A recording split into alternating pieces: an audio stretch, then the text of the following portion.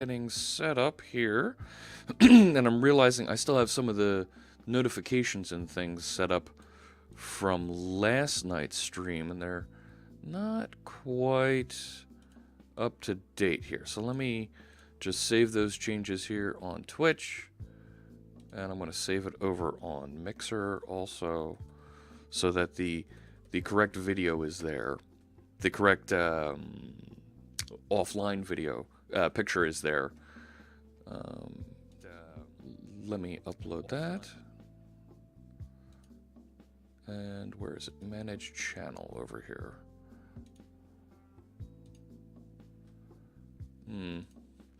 See, dealing with Mixer is tricky if you don't have Chrome. Let me get this set up. Mixer.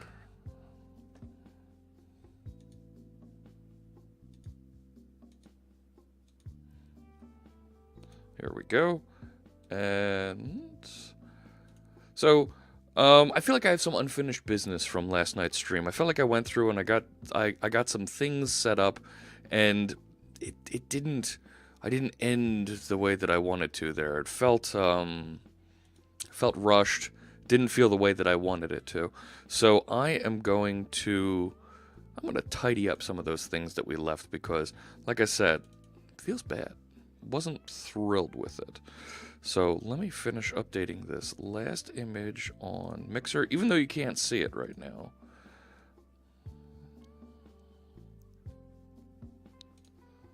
Right? It says it uploaded it, but of course it isn't showing up there. Let's see. Fix this image, and then we can get started. Whatever. We'll fix that later. My name is Jeff Fritz. Welcome back to the stream. We're going to do a little .NET coding. We're going to do a little work with Docker, a little work with Visual Studio, and maybe even get into Azure a little bit. Thank you for joining me. That time of day for the stream, according to Check Digits, is a tricky one. That's okay. I'm not sure I'm going to continue doing evenings. That was an experiment, and you know what? It took a little bit to set up, and it was pretty inconvenient for my family, it turns out, right after dinner like that. And I think we've had a little bit more luck running during the day. So there'll always be replays, you're right. And I think that'll continue to work out. So there's my hat once again, not quite on straight. Is that right? Better? So let's see. We left off, I was building a Docker image for my ASP.NET Core container, and it didn't run quite right after I published it. So I want to fix that. I want to make that work properly and get into it. This is another one of Carl Franklin's Music to Code By tracks in the background. I hope you enjoy it. This one, you know what? I have it labeled as Chartreuse. I'm not sure that's the name he ended on giving this track. I really enjoy it. This is a track from 2016. I think it was the 12th or 13th track. Really, I like this. This is a pretty groovy track. I hope you enjoy it too this morning. Hats. Today's hat, I'm going back to Philadelphia Soul. I was a season ticket holder for several years. And this is the number 36 Soul Train hat. It's got a label on the back also. There you go. Soul Train. So this was a big running back that they had on the team. Big guy, might as well have been an offensive lineman. And John Bon Jovi, the owner of the team, actually called him the Soul Train because he was so big and he just steamrolled over people. So back to the Philadelphia Soul hat today. This track, this is... I don't know the name that Carl ended on, but I have it labeled as Chartreuse. So this is from Music to Code By. If you go to MTCB, here, I'll tell you what, let me go over to, I can actually open up the browser here and pop that. mtcb.pwop.com. He's got 13 tracks here that you can grab. And let me see if it's on the list. It might be like the last one on the list. I don't want the full list. So there's a couple bundles. You can even get a complete site license. Oh gosh, it's if you get the full collection, he's not showing what the full list is, but it's one of the ones that's in this list. Yeah, doesn't look like you can buy the individual ones. He also has the music to flow by app that you can go to, and you can get all of these tracks and more new tracks on iTunes, right on Google Play. Here we go. So he's since renamed them a little bit here, and I'm not sure what the new names are.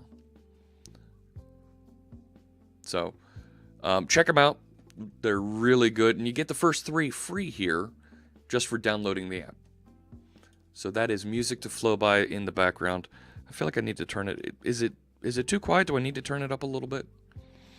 Let me know in the chat room.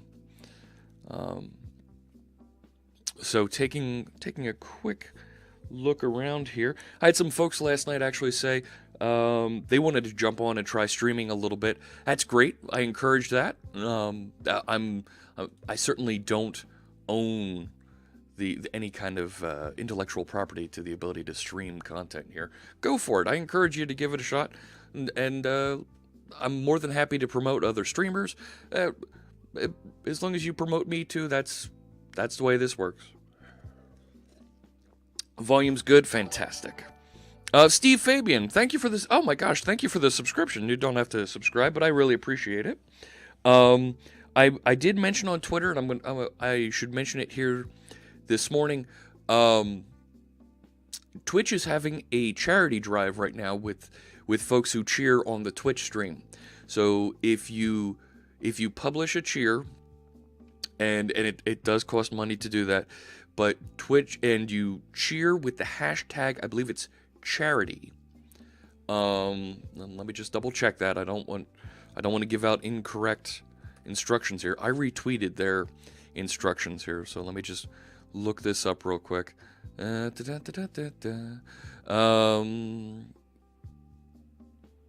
it is. So if you include the hashtag charity in your cheer, they will contribute to Direct Relief, which is a charity that will give money to folks.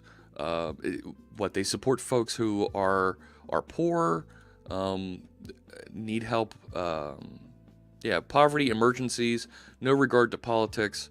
So that's a really great group. But here's what I'm going to do, because it's the holiday season.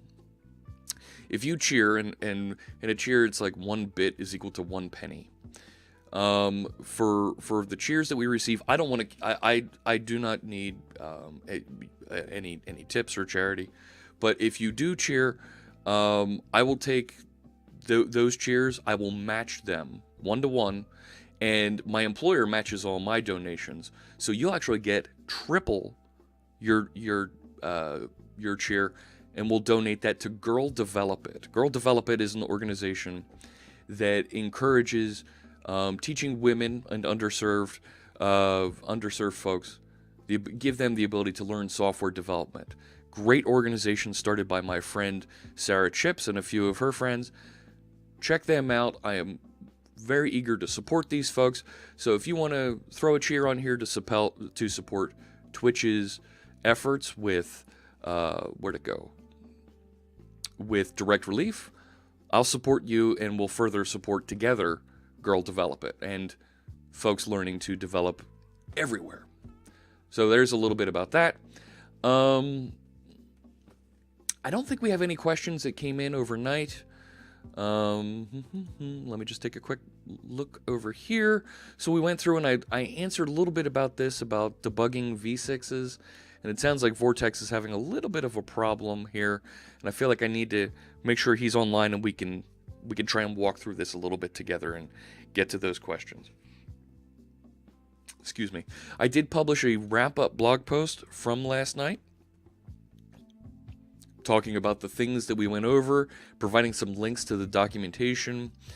So I'm going to copy this link, summarized in blog post. Let's get together. Hey, there he is. on stream and review your scenario. All right, so actually, Vortex, thanks so much. Steve Fabian, and any chance we can get you to visit Northern New Jersey this year? You doing any user group speaking this year? I did subscribe, so you kinda owe me. Yes, I am doing some user group speaking. I'm not going to travel significantly. I don't want to fly into a user group tour, but if I am in an area and I'm doing some sort of a conference, some sort of a live appearance in that area, I'm more than happy to visit user groups if I have time around the conference.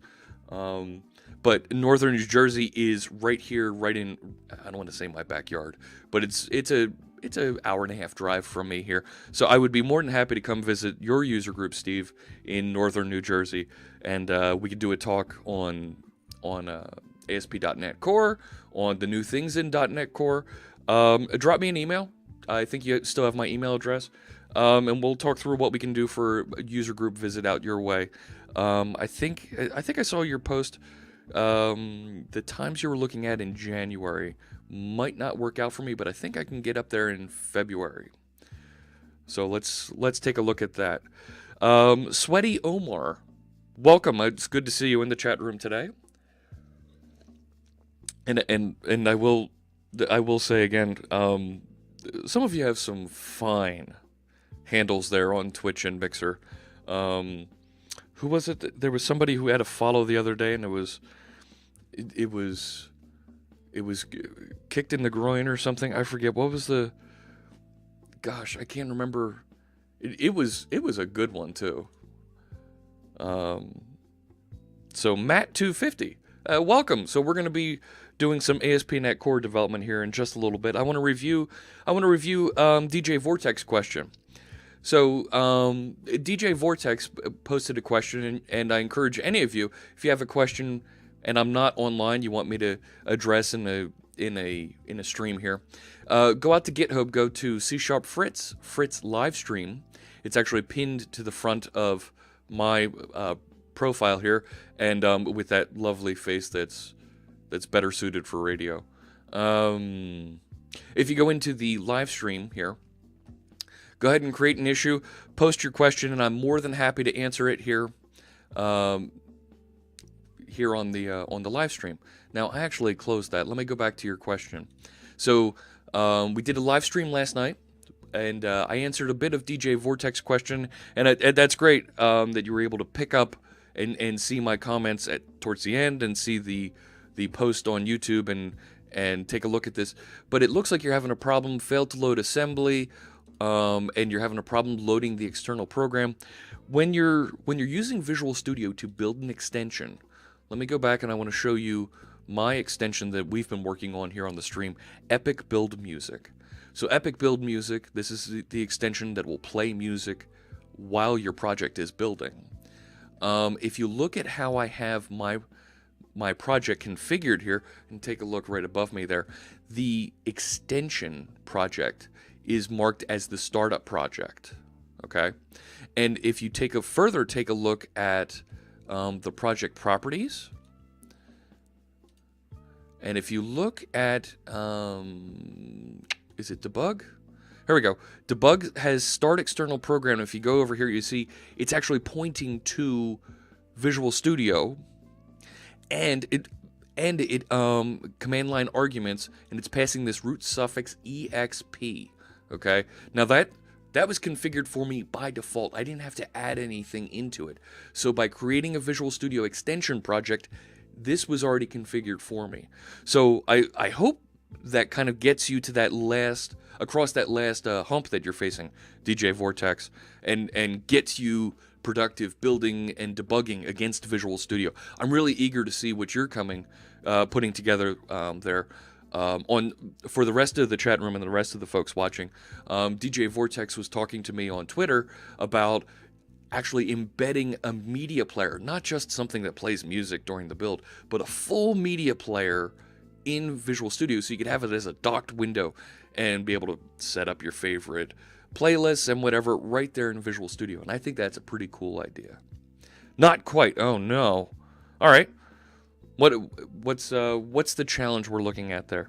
Reading further on here, I didn't know Git had forum functionality. It's not really forum functionality.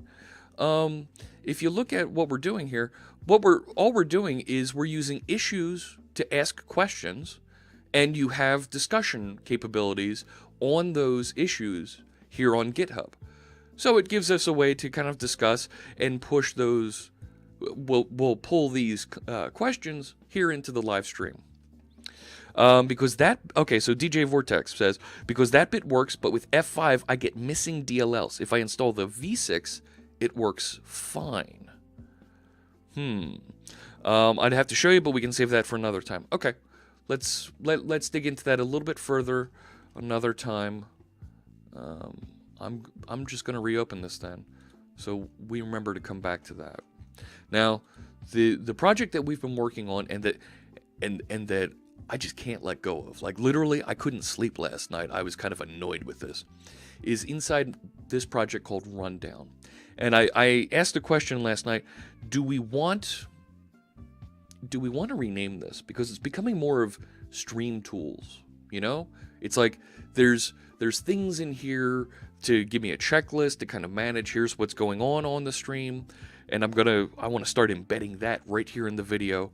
But I can also do I can also get my total follower count across both Twitch and Mixer. Now that's pretty cool.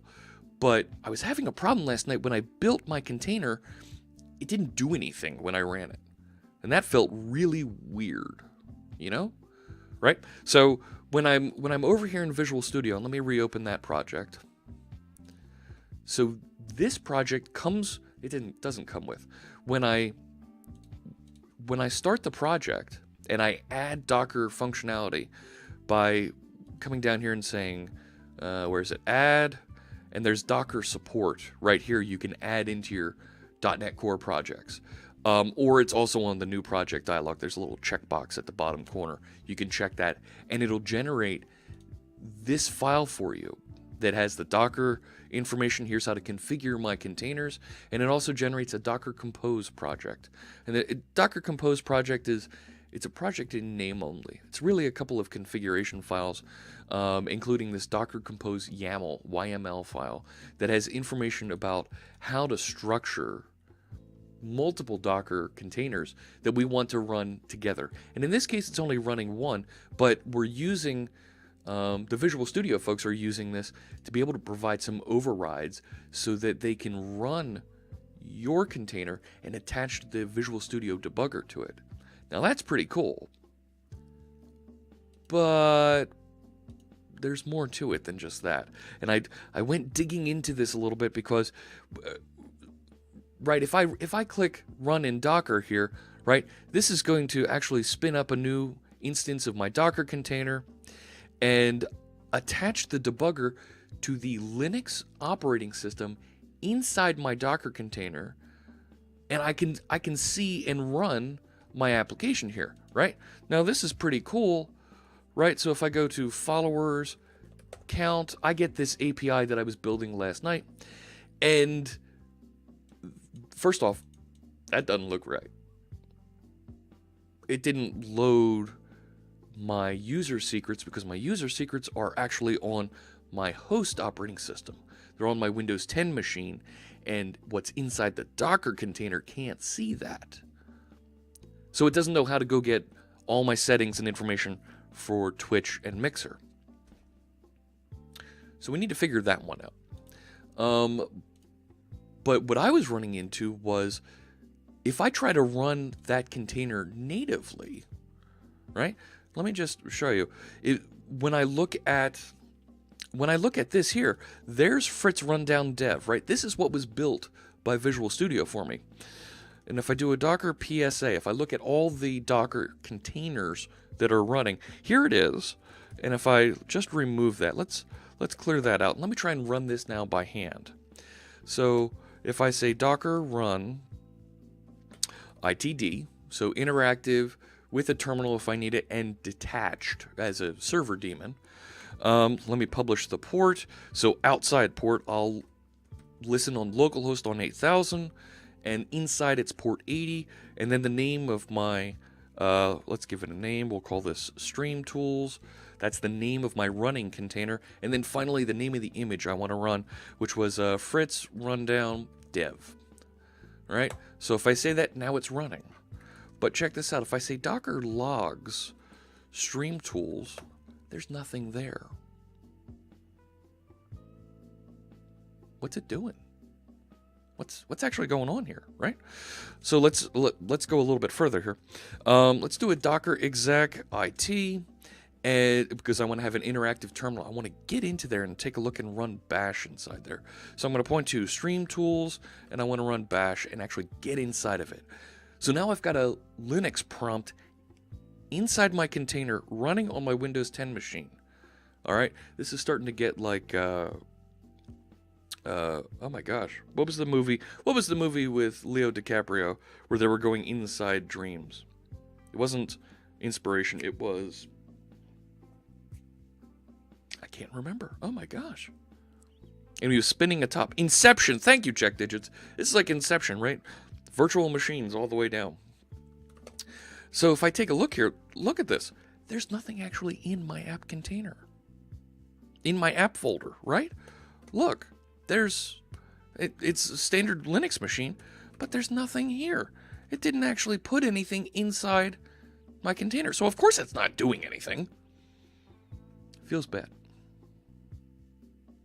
So what do we do? How do we get that in there? How do we actually build this thing, load it up properly? We need to rebuild the container is what I'm thinking. So I'm going to exit that, clear this. And I actually started doing a little bit of this work offline, and my apologies for not walking through and showing this to you. But I was mad. I mean, I was flat out mad. It's like, why isn't this stupid thing working properly for me? Maybe I got a little carried away. But I get passionate when I feel like something isn't working, and it should be just a simple answer. So here's what I'm going to do. I'm going to go down in, no, I'm going to stay here. Check this out. Let's look at that Docker file. This is the Docker file inside my ASP.NET Core project. This is the new way that it's being built, and it's being built using a multi-stage build, is what they call it. And it's multi-stage because it's actually doing several steps here. So it's first creating this base container, right, from ASP.NET Core 2, and it's creating base. And then it's saying, okay, we're going to work in the app folder, and we're going to listen on port 80. And then it says, now go get another container. We'll call this one build, and it's actually bringing in the build image. And we're going to create a working directory called source right off the root. And we're going to copy the solution file to our project into that source folder. And then we're going to copy our CS project file into a rundown folder inside of there. So we've got the solution file, we've got my rundown project. So it looks like my solution structure because, right, if we take a look at this, Kevin Ed? Thank you, Kevin ED. Thank you for the follow, I appreciate it. If you take a look at how I have my project structured here, right, here's Fritz Rundown, and there's my project, and there's my CS project. So it looks like this. And that's kind of a trick that we're pulling so that this looks like the exact same structure to Docker when we go to run our .NET restore and bring in all of our NuGet packages that we need. And when that's done, Rich the Animals, thank you for the follow. I appreciate that. I think I know who that is. I appreciate you joining us. So we're going to go into our rundown folder, and we're going to say .NET build, and we're going to output that to the app folder, which is where we were up here. So we've built this, and we have now our .NET application built. Well, now we want to publish that. So we're going to reference this container as publish, and we're going to run .NET publish inside that rundown folder. Inside the app folder. And then we're going to, oh, no, wait a sec. It built it and pushed it into the app folder. So now we're in this one. We're going to publish it out to the app folder. And I actually updated this a little bit, and I put a -R and self-contained on this. I want to force it to be Linux x64 because this is a Linux container. So let's publish that .NET Core application into this Linux container. So Kevin, I'm working on tuning how my ASP.NET Core application works inside of a Docker container, so we can try and make this a little bit more of a tool that I can reuse in different environments. So we'll get more into the ASP.NET Core development in a minute. So this will publish, and then finally it goes and says, okay, from that base container, we'll call that final. We're going to create our working directory. We're going to label it the app folder. And then from the publish container, so this container, we're going to publish from that app folder into the app folder of this ASP.NET Core container. And then entry point, we're going to start the .NET application and Fritz rundown. Now, my debugging container that I was looking at that was developed and I was attached to obviously didn't do all this stuff because there was nothing in the app folder. And that makes me feel bad. So I'm going to run this now, and I'm going to run it by hand here at the command prompt. And I'm going to push this into a Docker image that I'm going to call Fritz Rundown, and I'm going to label it. I'm going to label it 0.3, and I'm also going to label it latest. So let's do that.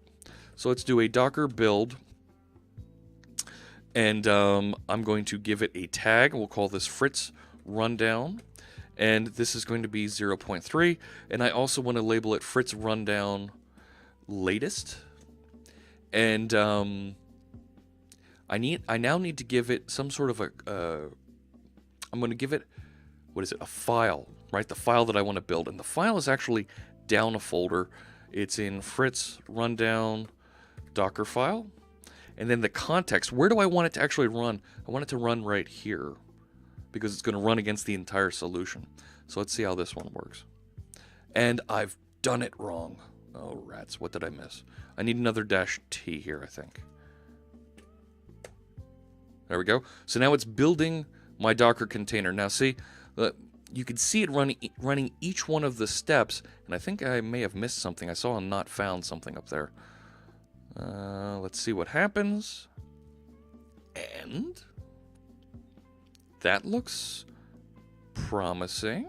Okay, let me scroll up here. Just make sure we didn't break anything or miss anything. So there's my .NET Restore. The project file Docker Compose CS Proj was not found. That's okay, we didn't need to actually do that one. Skipping restore for this, and that's fine, and that's fine too. Okay, that looks good. So I really only wanted to focus on this one, Fritz Rundown CS Proj. That's where my ASP.NET Core project is. So it installs all the different things, the NuGet packages that I referenced. Good. Generating MS build file. So it looks like this ran properly. So let's put it to the test. Let's take a look at my Docker images.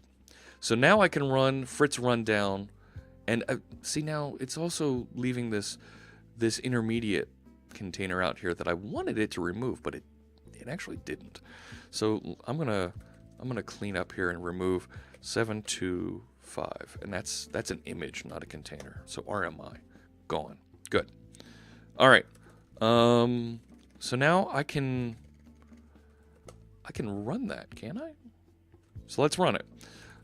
Docker run itd, and give it the port. So I want to reroute port 8000 on my machine to port 80 inside the container, outside to in. And then I want to give it a name. So I will call it Stream Tools. And the actual project that I'm going to run is Fritz Rundown. Conflict, I've already got Stream Tools out there. Ugh.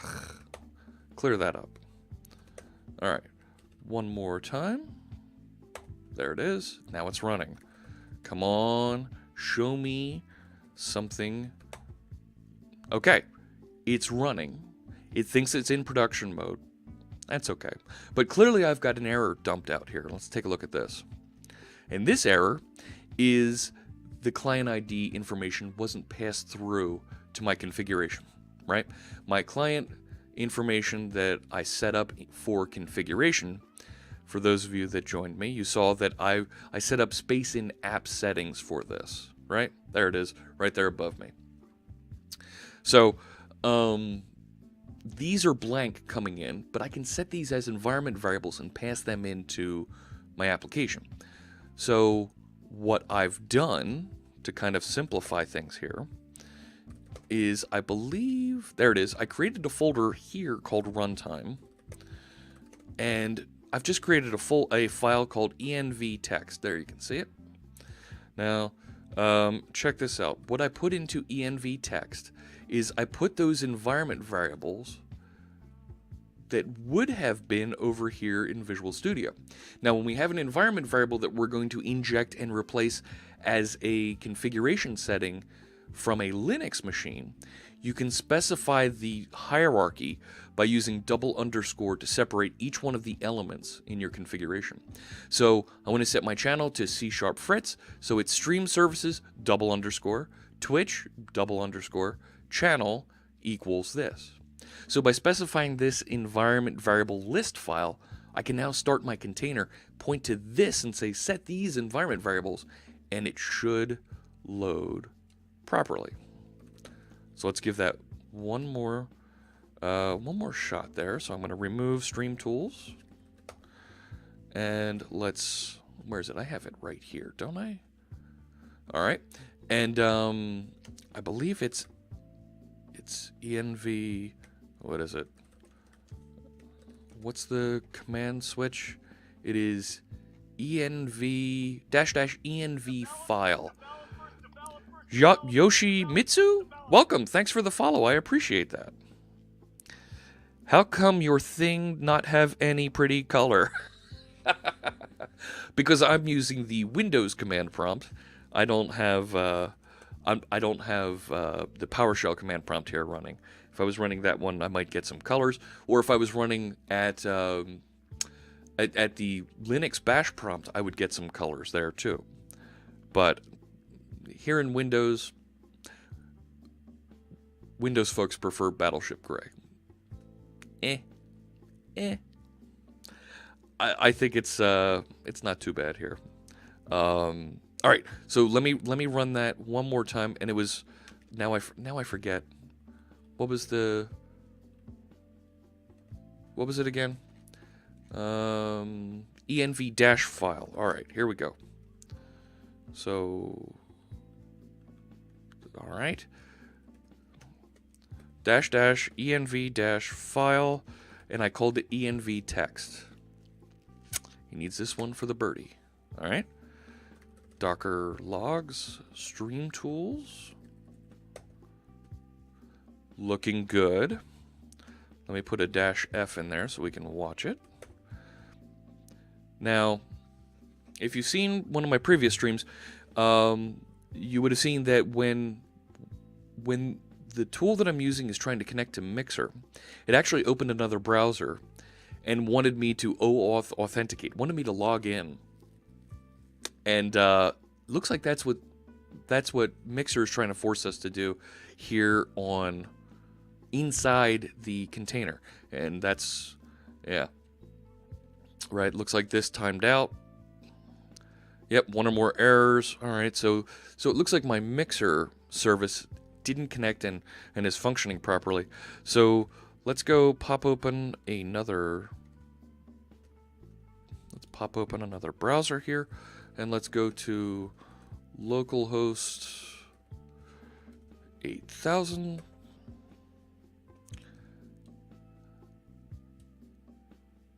Cool.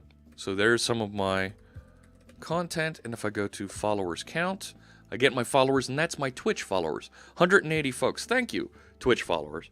Now, my followers count here in OBS isn't updating, and that's, I can immediately see why. It's because I don't have my background stream labels app running.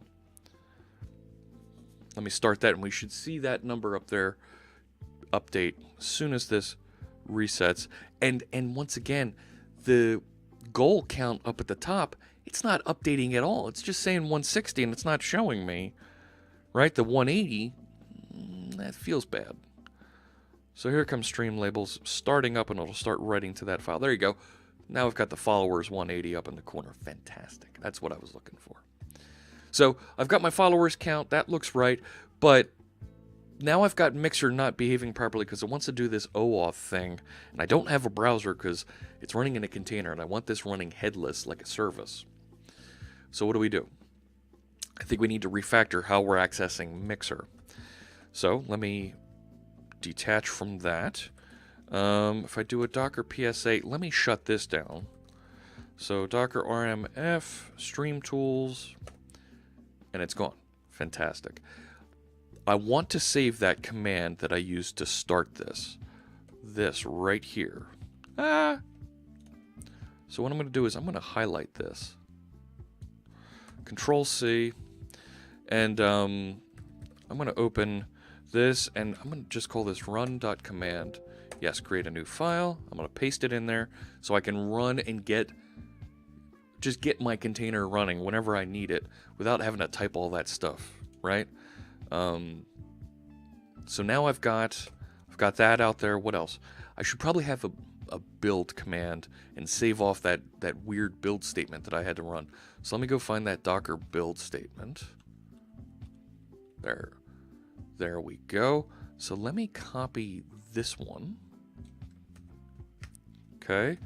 And I'm going to do the same thing. Notepad build.cmd. Yep, create a new file. Now, that I want to have a version number there. And what is it? Isn't to pull in argument 1, isn't it %1? And it'll bring in that first argument? I think that's how that works in DOS in Windows. So I should be able to now rebuild my container whenever I want, just by typing build and then giving it a version number. All right, this is moving along pretty good. I'm pretty happy with this. Now, I did some research, and you can see I've left the tabs open here inside of Firefox. The API to actually get the channels, get information about my channel from Mixer is this right here. Go to channels/channel ID or token. So if I go to mixer.com API v1 channels C#Fritz, I'll get a JSON document with all the information about my channel, and there's my number of followers. That's the number I'm looking for. So why don't I just write an HTTP client to hit this thing, and then I don't have to deal with that NuGet package.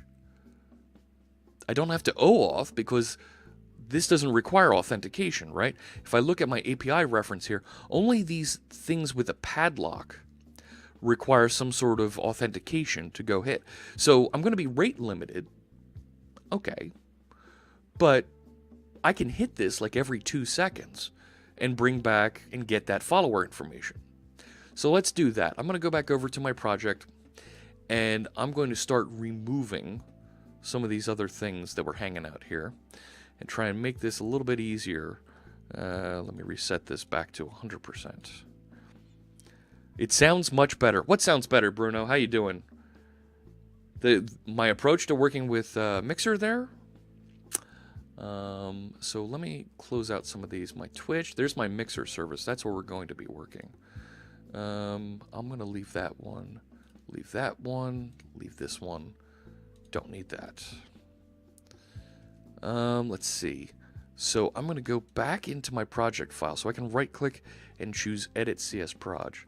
And I'm going to remove this Mixer client because I don't think this is doing anything for me for right now. So I'm just going to delete that. Now, automatically in the background, Visual Studio will actually uninstall that NuGet package for me. If you're running in Visual Studio Code or some other editor, text editor, you're going to have to .NET restore.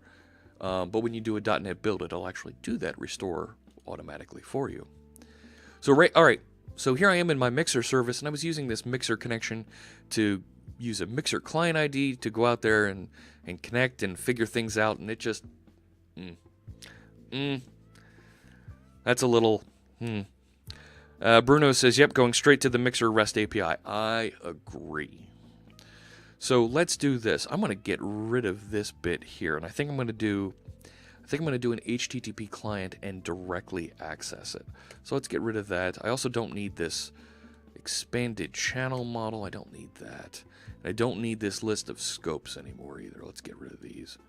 Because we had defined some OAuth scopes, and we never actually used OAuth to get that information to sign in.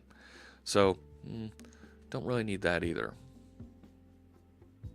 So let me create an HTTP client. You know what? I will create it here in my start. So connect to Mixer. I'm gonna create I'll call it client equals new HTTP client. I'm gonna control dot on that. Yep, using systemnet HTTP.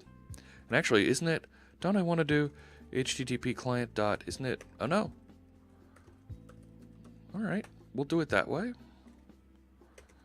And I forget, do I pass a URL here? No, I pass an HTTP message handler. I think we can do that. And let's just call this handler. We'll tell it to create one of those. Just generate that as a local. All right.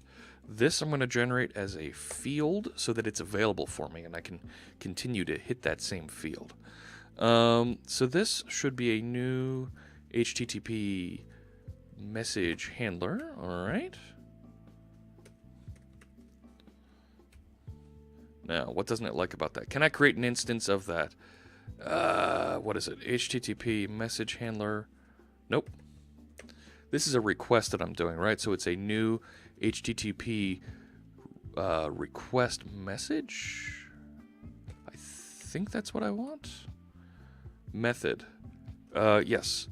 So my method is a get. Right.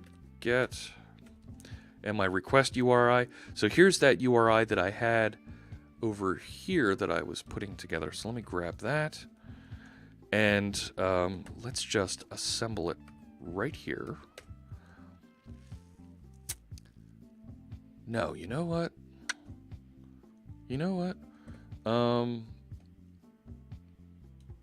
This is the value that I want. So I'll just move that here. But I'm actually, I don't like the way that looks there. I'm going to move this out into not a method. I want to move it into a property. So let's call this channel URI. No, let's call it URL. And generate that as a property. There it is up here. So my get method, I'm just going to return that concatenation. That way this is sitting there and it's all put together somewhere else, right? I've simplified this a little bit.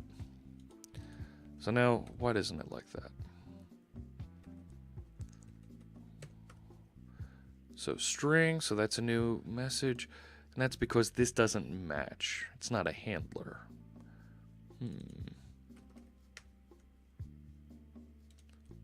Now it doesn't like this. So I want to create a new HTTP client so I can go get that. What am I not doing right here? I want to use an HTTP client and I'm forgetting how to use it. HTTP client. Yep. Call a web API from a .NET client. That's exactly what I want to do. Where's the format here? What am I doing wrong? I'm not post as. I want to do a get. New HTTP client. Get product. So client get async path. I should be able to do that, right? Can't I just do that? Yeah. Then I don't need this thing. All right. So let's say var response equals client. I'm going to load this into a JSON-J object so I can query it. So let's think. What do I need to to load into a J object, right? J object, right? Give me my using Newtonsoft JSON. So this will parse, is it a string? Yeah, I want that as a string. Alex Melvin, 1994, welcome. I appreciate the follow. Let's see. So let's do this as, this is an async, so we need to await this. So my URI, where am I going for this? And there it is, that was my channel URL. Fantastic. All right. So now this is going to return a J object. So let's call this doc. And I'm actually going to parse the response. Now, I should be able to inspect and take a look at some of the headers and things. Beercules. Beercules? Dude, that's a cool handle. What's the PV stand for? I kind of get what Beercules comes from, but what's the PV? What am I programming? So I'm working on an ASP.NET Core project here that I'm intending to build a little set of tools for streamers like me, but also show some simple ways to integrate ASP.NET Core and take advantage of some of the features. So this is all C# code, and this is a little class that I wrote that implements iHosted service and will run in the background on a background thread, and we'll just ping Mixer every couple seconds to find out the number of followers that we have on Mixers. And you see that followers count up there in the corner of my stream? Even though I've told Streamlabs stream labels, here it is, to output the total across all services, it's actually only showing me the total from Twitch. Now, because I broadcast to both Mixer and Twitch, I'd really like to see the total across both. And maybe other folks would like to see the total across multiple services. So this is my little background service that's going to ping Mixer and just bring back that value for me, and then I'll sum it up and I'll put it in that followers format that I've actually got over here inside my count view. You can't see it there behind my big knucklehead. But here's my followers count. I'm just using a little bit of jQuery to refresh that every 5 seconds. But I want to get this Mixer thing loading properly, because right now it's forcing me to log in with OAuth. And if this is running inside of a container or on a headless service, I don't have OAuth sitting there. I don't have somebody sitting there to click yes, log in. So I'm going to JObject parse this, and at this point actually it feels like this is the same thing I'm going to be doing in my new follower check. I'm going to create a client, go make the request, and then save off that value. So I feel like this I could refactor and do the exact same thing down here in new follower check. So let me initialize this to 0. So we have a value there, and I know it's initialized.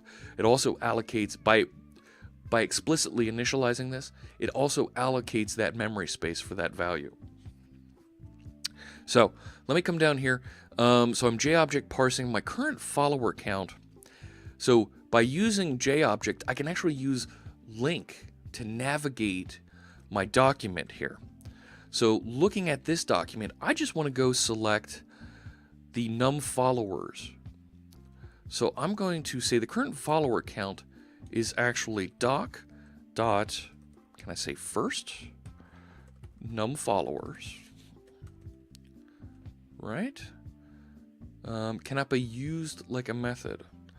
Okay, so I've got to do the anders there, the anders operator. What am I missing? Oh no, oops, can't call it that. Got to give it something a little bit more explicit. Right? So, oh, first is a property. I don't want first. Then I want to navigate this. I want to find. So do I say descendants? Let's take a look at the documentation for this. So there's, where was it? I was over here looking at querying JSON with link. This is on the Newtonsoft documents for this. Beercules. Ah, got it. Sounds cool. PV is my initials of my name. Okay. Because Beercules is how I met your Oh, snap. Well done. So I can just actually reference these by saying from P in this, select a certain value. Well, actually, can I just do... Am I going to be able to just say, right, num followers, and get rid of that Y, right? And then do I have... Can I just say value? Oh, yeah. All right. And I want that as an integer. Ooh, that looks good. Okay. Now, I want to make sure then I kick this off every 5 seconds and save that off. So you know what? Here's what I'm going to do. I'm actually going to change this to 0. And so that it doesn't delay. It makes the timer kick off first thing. And I'm going to actually move this down here. Let's stick it just above that. Because I want to do this exact same thing every time. And new follower check is actually, it's not going to run asynchronously, right? So I can't do the await in here. I need to actually do a, task dot, if I do await all, I'm not going to get the response back. Task dot run will return another, what is it? Task dot... I want to actually set this up as a task first, right? And then I've got to await it. So var my task equals this thing. Ugh. Come here. So this is a task. It returns a task of type string. So I'm going to do task dot what is it? Wait for all, and it's my task. We want to make sure that completes. So that when that completes, this is I could say get a waiter, couldn't I? Yeah. All right, hang on. See, I'm all thumbs when it comes to the await stuff here. Async and await in C#. So let me paste that back in here. So I should be able to say get a waiter, right? And then if I say is completed or on completed, action continuation. I don't want to do that. Get result will return the string. Fantastic. All right. So that should work. Okay, so now I don't want to just set this value here. So let's call this local count. And then I'm going to exchange that local count. Now, you folks who don't do a lot of work with multi-threaded programming, this may look a little strange. I'm using my interlocked exchange here because this is firing on a timer, and I want to make sure I don't have any kind of collision. So I want to use thread-safe programming to update my current follower count that is statically available to my entire application. So my current follower count is going to be exchanged. All right, I'm going to swap into there the value that I captured in this local count variable, and actually, do I? Navy SEALs, what? Welcome. Thank you for the follow. I appreciate you for joining us. And thanks, Steve, for reminding us about developers. So it's just going to do this interlocked exchange, and we should be in great shape there. So I don't even think I need this over here. I think I just do interlocked exchange, and it will work. Space Shot is the canonical way of doing line 61. var response equals await line 61. Yes, I could do that with an await statement. However, this is being run as it's a synchronous method here. I'm not sure what getResult does, and I wonder if it blocks. It won't because I'm getting the awaiter here. So I'm getting that and then getting the result. I could... let's see, I could do... See, the way that I was looking at this, right? Because at this point, this is a task, right? So if I say get awaiter, right, gets an awaiter used to await this task. So if I do that, right, I could do await, but it won't allow me to do that. So actually, you know what, Chris? I think you're onto something there. I do think I need to actually run this as a task. I thought this is what I was going to have to do. I think you're right about that. And I would have to do task dot wait all my task. And then I'm actually blocking there and then saying my task get results. Right? Result. There it is. And then I've got my string. So feels kind of clumsy there, but I think that's what we're going to have to do because this is asynchronous. This is a synchronous method. All right. I think that'll take care of how this runs. I'm going to run this. I'm going to run this locally to make sure that it works properly. So let's set this as the startup project.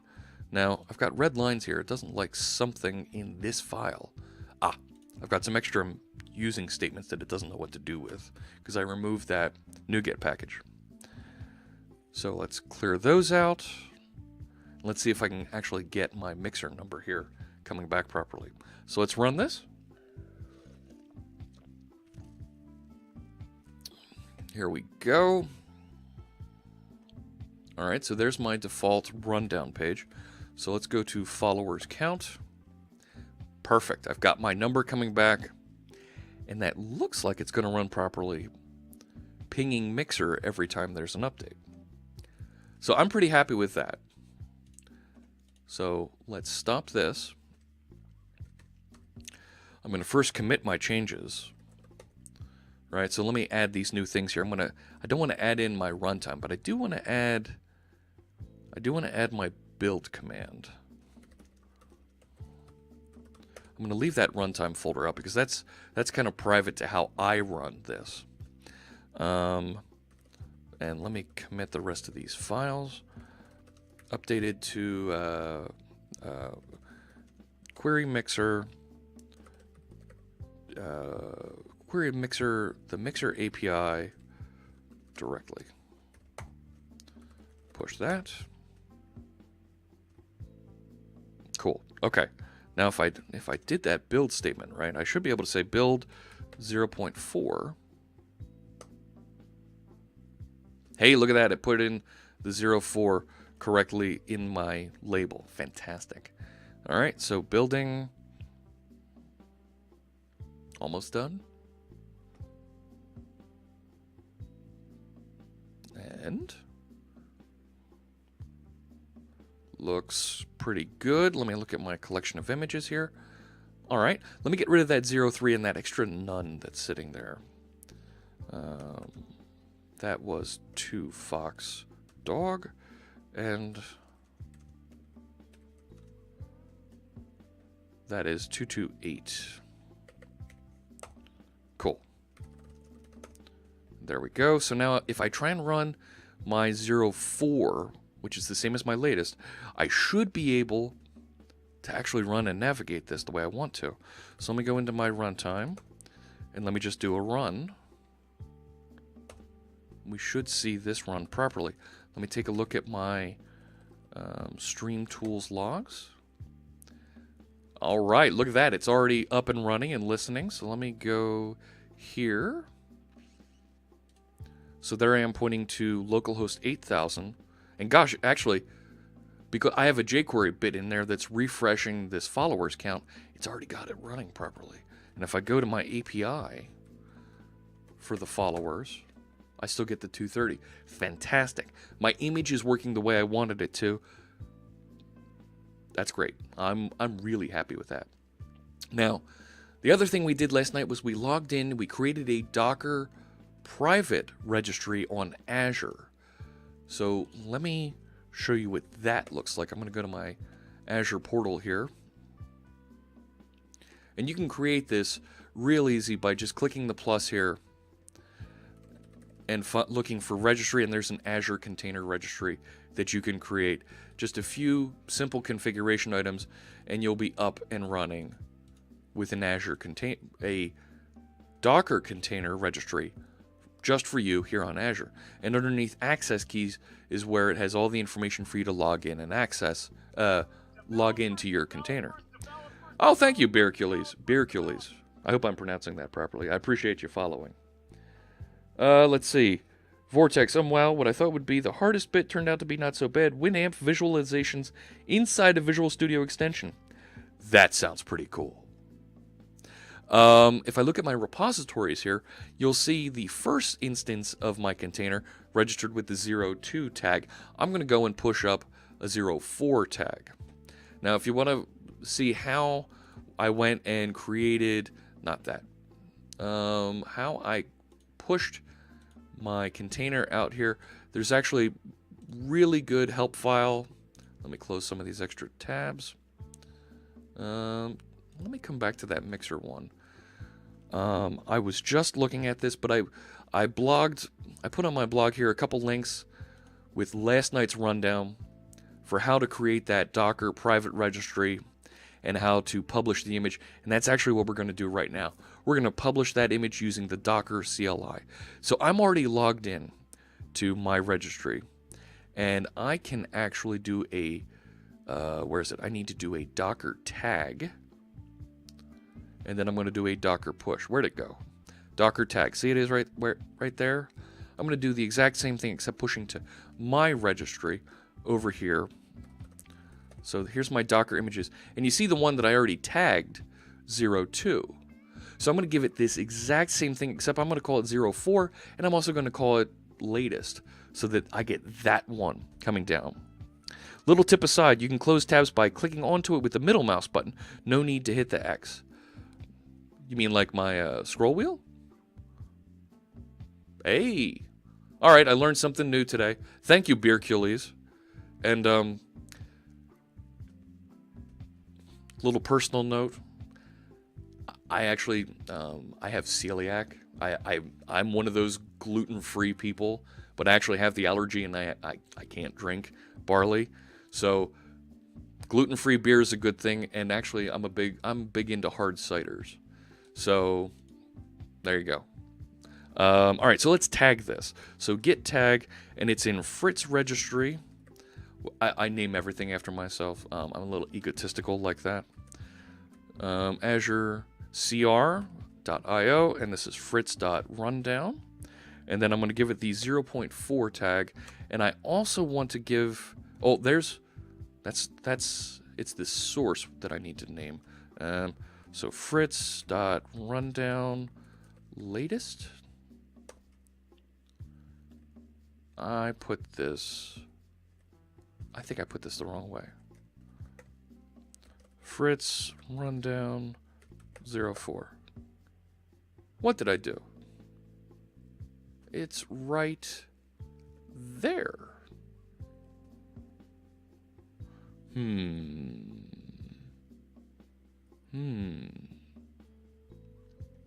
What am I doing wrong here? Git tag. It's my local, and then Fritz rundown 0.4. No. Am I not logged in? Do I have to be logged in here? So it wants to go to that location. So this is Fritz registry, Docker, no, Azure CR, IO. All right. So my username is, what was my username? I think it was that. And then my password is actually the client ID that's sitting here under my access keys. I'm actually going to get that here on my production machine, so that, no offense, I don't share my login and password with you fine folks. Well, that feels bad. Come here, you. Let me do that right over here. Portal, Azure Com. All right.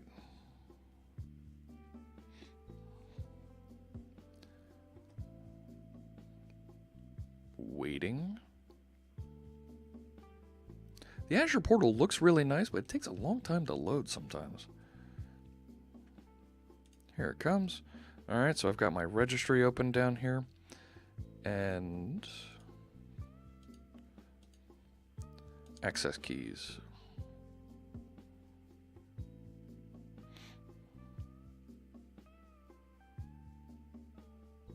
I could get really impatient with this. Come on. Here we go. I don't need to see all the graphs here on the Azure portal. Just load already.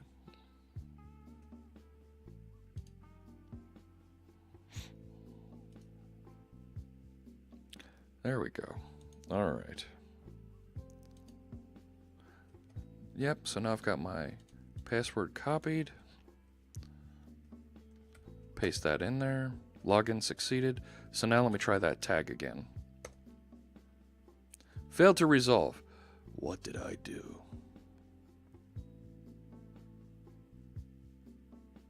Why doesn't that like it?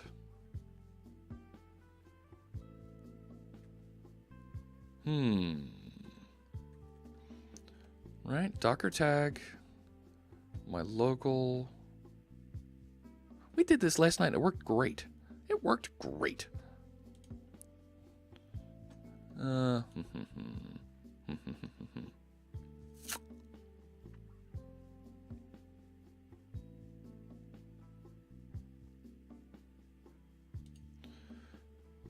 So what if I did... Right, failed to resolve that as a valid ref, but I'm logged into it. Azure CR.io. Right, I've got that all spelled properly. Oh, wait. I did git tag. Oh, man. Oh, man. Oh, boy. There we go. Let me do that one more time, and I'm also going to tag it latest. So now I should be able to do Docker push, and I'm pushing that version, so I want to say Fritz Registry, Azure CR.io, Fritz.rundown. And there it goes, pushing it. Oh, jeez. Don't I feel silly? Git tag, Docker tag. Yep, it should be Docker tag, Cryptrix. Yeah.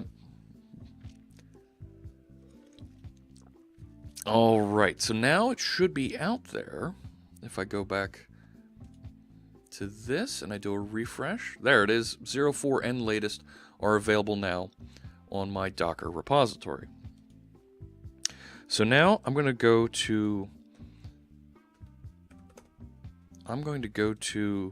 my production machine. So here, this is a command prompt on my production machine. And I'm going to go over to my dev Twitch stream folder, and I'm going to make something here. I'll create a folder called Stream Tools. Nah, get rid of that. Let's just call it Tools. I'll go into here, and inside of here, let me bring over my env text file that I had over here and my batch file. So let's do more env text. I'm just going to copy these because that's easy. Paste them into a new file here.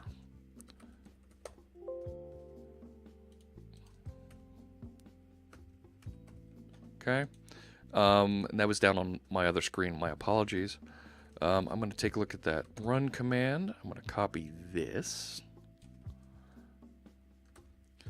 and do the exact same thing on my production machine. Notepad run command. So here's Notepad, paste that in, save. All right.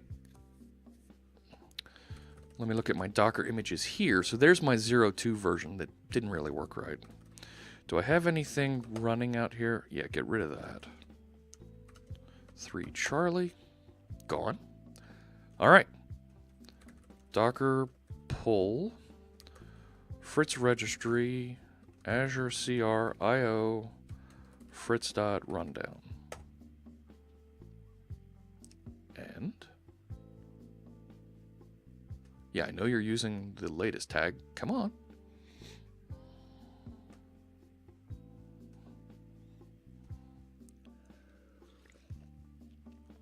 Error response. Request canceled while waiting for connection.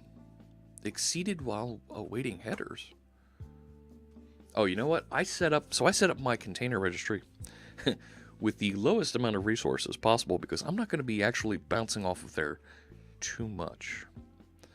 And I wonder if it's a little busy. Yeah. Let me try latest.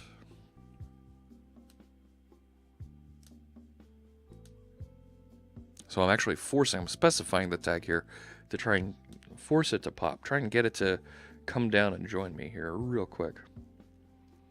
Just checking Twitter real quick. No new comments out here. That's fine.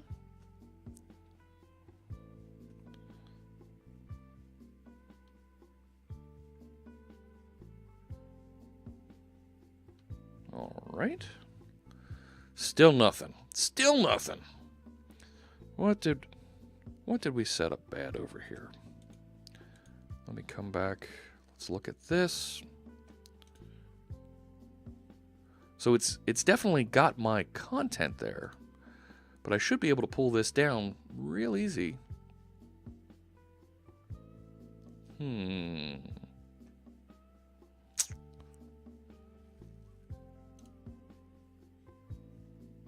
I mean, sure looks like it's provisioned and succeeding and running nice out here. Right? And I pushed all my content. Let me go back to the production machine. My URL is repository, oh no. Oh no. Thank you. Pair programming with friends. That's a good thing. Thank you. Thank you, John Adu. I appreciate that. That's how much I depend on tab completion, right? I confuse these little things. There we go. Extracting. And now it's running here. It's available here locally. If I take a look at Docker images, there it is. So now let me try running it. So I've got my run command here. Let me try doing run. Pull access denied for Fritz rundown repository does not exist. Oh, okay, it doesn't have the full name here, including that. All right, so let's clean that up. I'm actually going to run this in Visual Studio Code because I like Visual Studio Code. And it gives me a little bit of syntax highlighting. Maybe not in this case. So I need to put the Fritz registry Azure CR IO / and oops. Already done that. There we go. Run. Okay. Docker logs stream tools. Looking good. Now I'll go to this is the Firefox on my production machine now. If I go to localhost 8000 followers count. Huh? Come on. You know you want to load.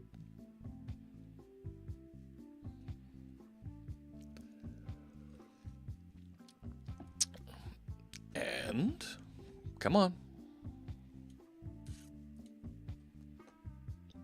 Taking this good old time loading here, huh?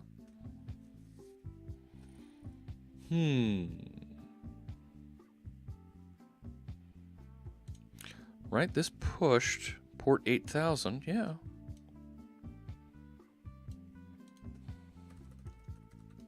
There it is. Fantastic. All right. So I've got my follower count coming back when I go to followers count, and I can refresh and it's loading properly for me. Great. Here's what I'm going to do now. I'm going to replace that followers number up in the corner there with this, because I know this works for me. So I'm actually going to copy this URL, and I'm going to go down here into OBS, and I'm just going to drag the top of OBS into the screen here so you can see it without me actually creating that infinity window effect here. And I'm going to right click on my, not follower goal, my follower count, right? So this bit right here, you see with the red box around it. And can I just disable that? I can remove it. I'm going to just, yeah, I'm going to remove that from this one. Yep. And I'm going to add, it's a browser source, and I'll show you what I've got here. I'm going to call this local follower count. IVT, thank you for the follow. I appreciate it. So now I've got this screen here where I can configure this, and I have a little typo there. That's okay. So I'm going to go to localhost followers count. My width, let's make it like 200. My height is actually like, what was it, like 40 or 50. I can hide it or modify the URL. It was a line of text, so it's not one that I'm modifying per se. Let's make it about 100, right? What's the height of my other ones of these? Discard. Like my follower goal. Let me just...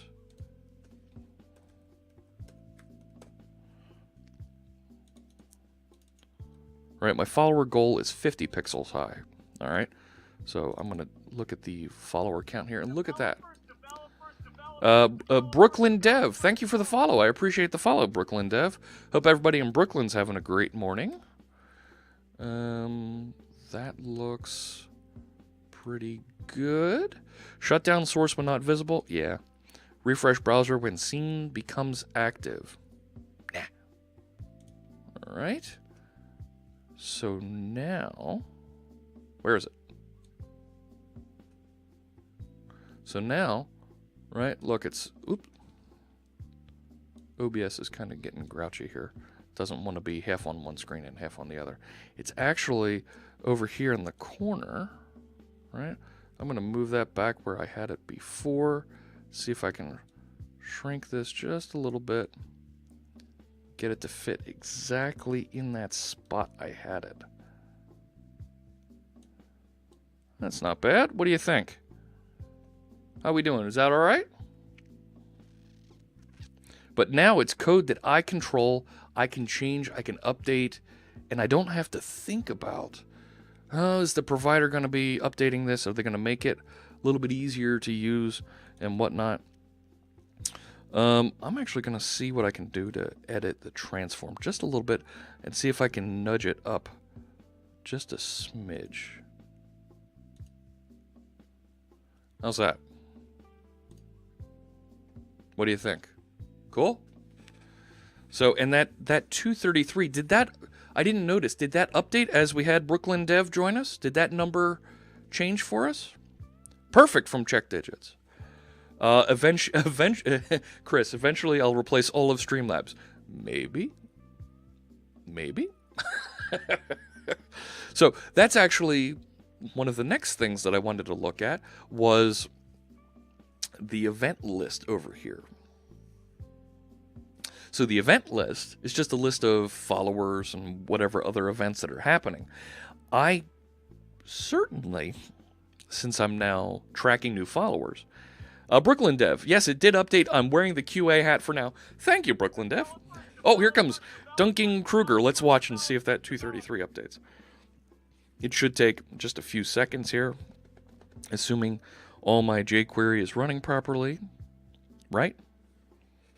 So, right, Duncan Kruger joined us from Twitch, so that that image should receive the notification that there was a change in Twitch followers, and it should update, right? If I refresh this. So I did a hard refresh. There it goes. Look, it did it by itself up there. Cool. Code does work. Oh my gosh. And thank you for following Dunking Kruger. Cool. Is that like Dunking Freddy Krueger? Or is your last name Kruger? But welcome. Thank you for the follow. You are the QA guinea pig for my follower. For my follower count. John Adu. Thank you. Thanks for the follow. I appreciate that. And we'll see if that goes to 235. So I don't mind if it takes an extra second or two to tick up there. It's like a stupid pun on Dunning-Kruger. I get it. And hello, computer. Thank you for the follow. I appreciate that. Now look, the number actually ticked down. Now it's at 234. Or is somebody out there clicking follow, unfollow?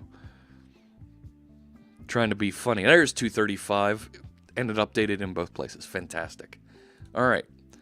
So now I'm feeling pretty good about myself. I've got stuff working here. TBD Gamer, it went down. I know. I'm wondering if I'm a little bit more sensitive and picking up the follow count going down. Hello, computer unfollowed and followed before he had the other testers. Aha! So that was on Mixer, maybe. Didn't see them because of the delay. Actually, the folks on Mixer are getting a little bit faster connection because of Mixer's faster than light technology they use. So this is pretty good. I'm really happy with how this is working, and it's all living inside of a little Docker container that we wrote and tuned here live on stream. Not really. It's about 10 seconds. 10 seconds. I wonder if that's just me, a delay coming off of me.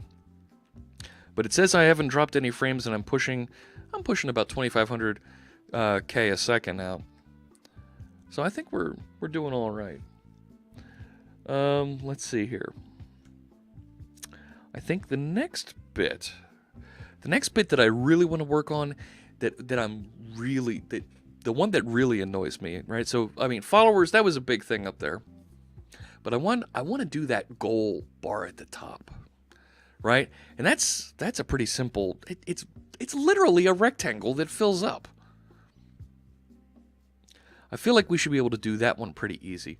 And before I can make this into something faster than hang on. So in the chat room, faster than light doesn't work when multi-streaming. There is no faster than light when multi-streaming. Feels bad then. Then restream. IO is eating all your bits. Yeah, something like that. All right.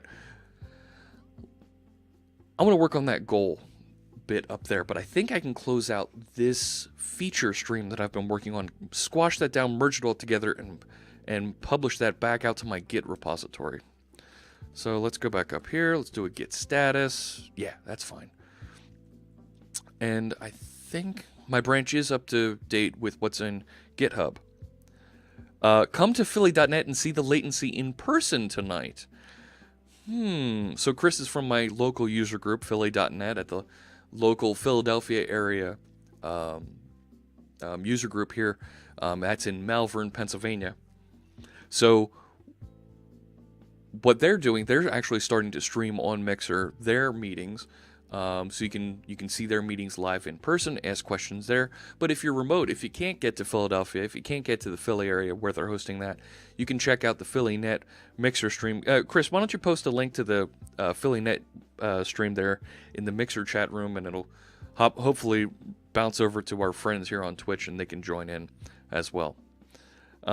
Shameless plug that I am guessing Jeff would approve of. I am approving of, and I don't know what the network like. Steve, the network in northern New Jersey wasn't great at your location last time I was there. I might not be able to stream from there when we're live. There you go. Mixer.com/Philly, DOTNET, and you can watch tonight's meeting. What's the topic of tonight's meeting, Chris? You can paste that into the chat room, and I encourage you to check them out. I think that's a great way for user groups to publicize themselves and also share a little bit of what they're doing. So I don't need to be in the registry anymore, and I want to start working on the bar up at the top here. Let me merge in my content here into my dev stream. So I'm going to compare and pull request.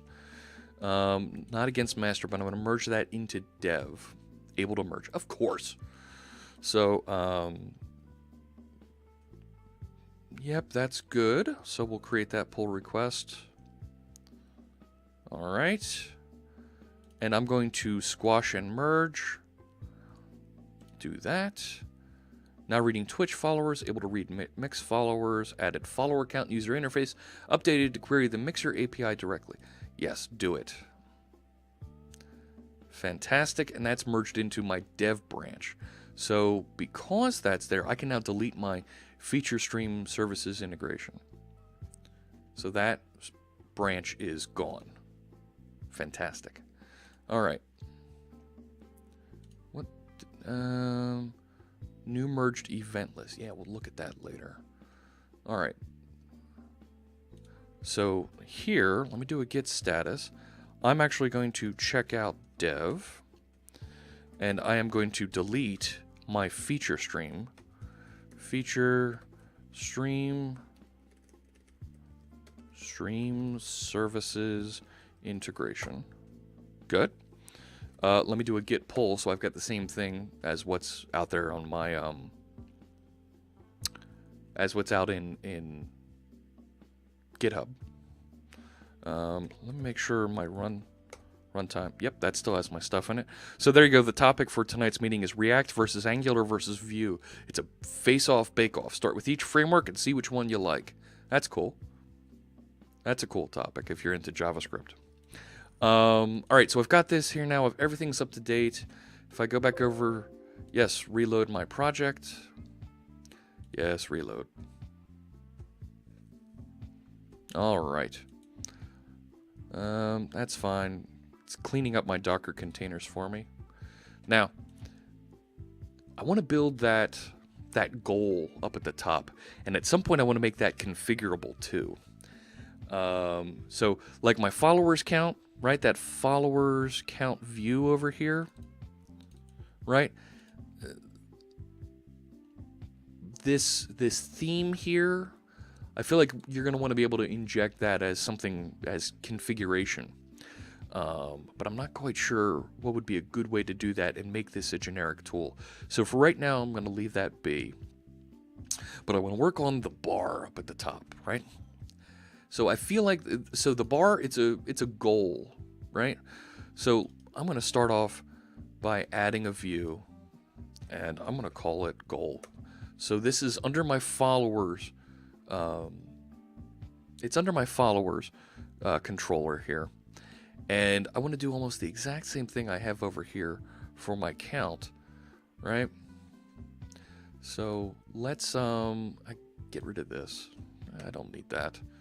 So the title of this is followers goal, so that when I browse to it, I can actually see that. Put a style block here.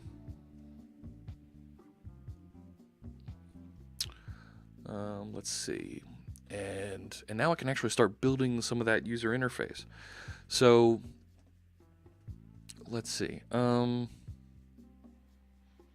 What if I don't need the mixer service right now? What if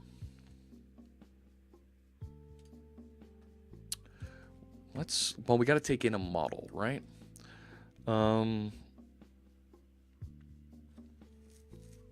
What if we actually took in something that was called a follower goal? And what if the follower goal had some other things in it? So let's create another class over here. And we'll call this follower goal. Right, and the follower goal, you could see up there, it's got some text, it's got the current value, and it's got the value we're trying to reach. So let's start creating some properties. And I'll use the prop snippet. String goal name? Nah, text. Yeah. And actually, not even text. Text is too plain. Let's call it caption. Right? Caption of the goal to display. That's better. Oh, let me turn on Karnak keys. Let's see if Karnak will work with us today here. Come on. There it is. Karnak keys. All right. Now let me add another property. I'll use the prop snippet again. So I type prop and hit tab. Current value, it's an integer. Current value. The current value towards the goal. All right. And another property, and this is the goal value. The goal number of followers to hit. There you go. Save that. So now I have a follower goal. So now this, I should be able to say models follower goal, and that's my, what do you mean you don't like that? It's right there. Fritz, rundown, models. Now, I could put the full name here, but it'd be great if I just had that in a using statement hiding somewhere. And inside of, with Razor in ASP.NET Core, you can actually create a view imports file, and it'll contain all kinds of things that you want to apply to every view, to every Razor file you want to include and reference here. So I'm going to look for my MVC view imports file. Let's add that. And I'm just going to create a using statement here referencing my models. Save that. If I go over here to goals, I get the highlighting and it knows what it is. Fantastic. So now I should be able to create a div, and we'll call this let's call this the follower bar. And inside there, I'm going to put, I need 3 numbers, and I have them in 3 different spans, okay? So let's create a first span, and we'll call this caption. And guess what we're going to put in the caption? My caption. Caption my caption. No. Captain my captain. Next one is the current value. So let's call this current. And I think you know what we're going to put in there. Current value. Last one is the goal value. And you know what goes in there? Model goal value. Fantastic. That was easy. All right. So at a base level, I've got a bar that contains a caption with the current value and the goal. And that's all the layout that I really need for that thing up top there. So we're getting pretty close. Let me actually get these values and output it here. So I'm going to go over to my followers controller, right? And this is the goal. So let's collapse up everything and let's actually go action results goal. And what I want to be able to do is to say return view new follower goal. Excuse me. Let's do a control dot on this. Yep. Put a using statement in there for my values. And now I can start to output these things, right? So this is ASP.NET Core Workshop, in my case for this, right? And the current value, the current value is this. There we go. And my goal is 500. So at the very least, I should be able to get that bar formatted with the current values loaded up there. Make sense?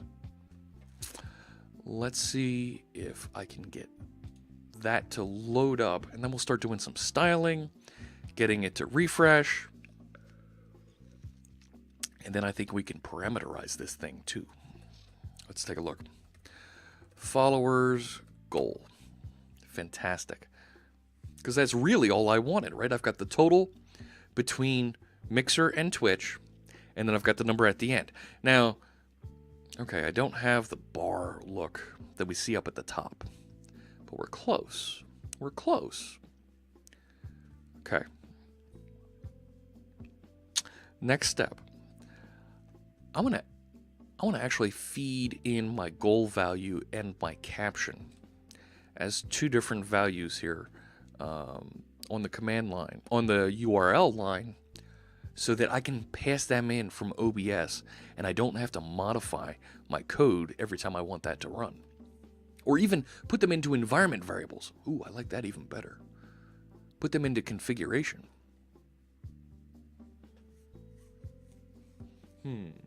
But if I put them into configuration, then when I hit my goal and I'm ready to set my next goal, I'm going to have to restart my container. That's not going to work. I think I like it better on the query string, because then I can reset it by just changing an entry in OBS. What do you think, chat room? Why not support both? Mordecai, I like the way you're thinking. Let's support both. Good idea. Here we go. Let's do it. All right. So I'm going to go back over here. Let's stop this. Let's go to followers controller. I like that idea. I almost missed it today. Hey, Calvin, welcome back. I know.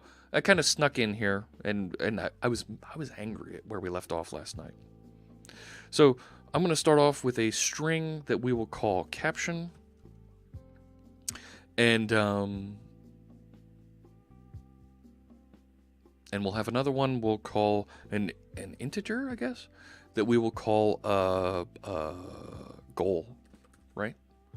Now, I'm going to specify a little bit of routing here because I'd like to format this a little bit. So I'm going to specify route, and now I can give it a template. So the template is going to be followers, goal, and then next I'm going to specify the goal value, and then I believe after that we'll put caption. So now by using this format, the goal value will be dropped here, the caption will be dropped here, and I believe I can set default values here.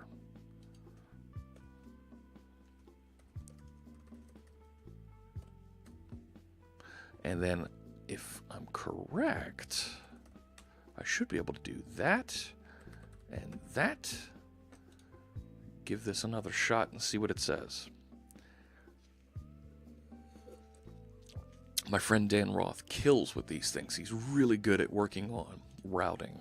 So if I refresh that, there we go. No caption, and my goal value comes back as 0. And I've got the extra single quotes there. Let's get rid of those. So if I just get rid of this and a little of that, I think we're in good shape. So now, to Mordecai's question, let me check to see if there's a value in configuration. If there is a value in configuration, drop it in here. So where do I want this to live inside my configuration? So let me go over to app settings and let's figure this out. So I have stream services and I have Twitch and Mixer. So let's create another one called follower goal.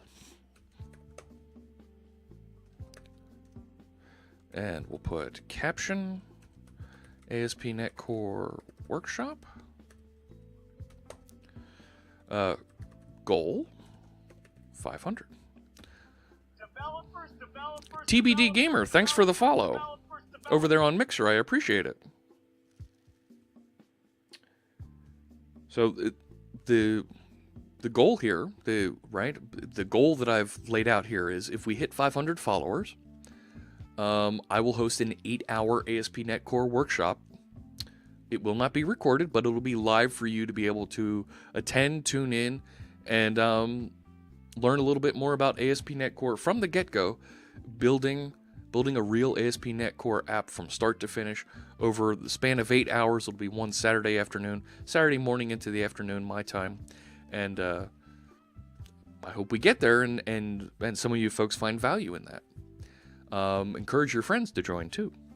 So followers, goal, caption, and goal. So let me go back over here. And let's say caption equals configuration. Now I want to receive that configuration so that I have it available for me here. So that is right, I configuration. Oh, feels bad. Config. So I get a copy of that. Yep, my using statement. This dot configuration equals config. And let's generate that property for me. Yep, read-only works for me. And it's using the C# read-only syntax for these properties. So I don't have to specify a set here. It's implying, because it's not there, that this is a private set and it's read-only, only able to be populated from the constructor. So I can say configuration, and in my configuration I was follower goal caption. So if we say follower goal, oh, there went Karnak. Feels bad. Caption. And if that's null, let's actually just use the caption. And I'll do the same thing with the goal. Configuration, follower goal, and we'll use that value. So now, can that be applied to string and int? That's a string.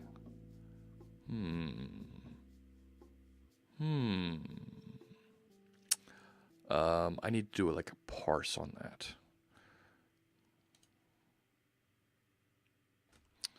So let's do, right, int dot parse.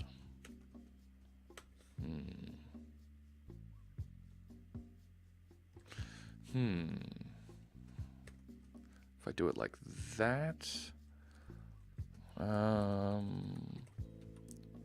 that's a little bit better. Clumsy, but it works. Let's see. So now if there's a value there, it should use the value that's in my configuration. If not, it'll pull it off the query string. And look, my follower count updated. All right. So cool, it pulled it out of my configuration. But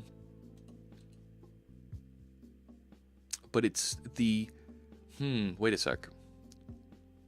I think I should let me back up here. Let's review this logic here real quick. William STG, thanks for the follow. I appreciate the follow from you over there on Twitch. Let me think about this for a second. I think what's in the configuration should be a default, but if there's something that was passed in as on the query string, that should be an override. So I think my logic here is a little bit messed up. Let's back up and look at this. So if I have something in the configuration, use that. But if there was something passed on the query string, use that instead. So I think I want to change this around just a little bit here. I think caption should be caption.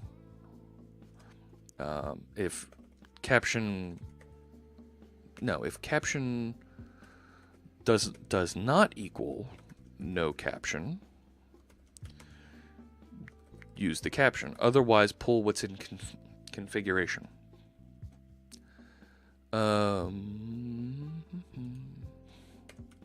Does that make sense? Do I have that right?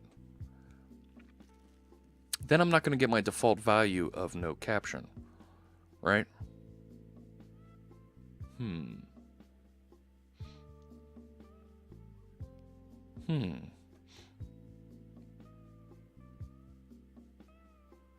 right? I could end up with an empty string here, where I would want to actually default to no caption. So how should I structure this? If there's a value in my configuration, I think, okay, so IVT says, query string must be the priority. It's like, hey, I really want to override the config. Doesn't cover the case where the user wants no caption.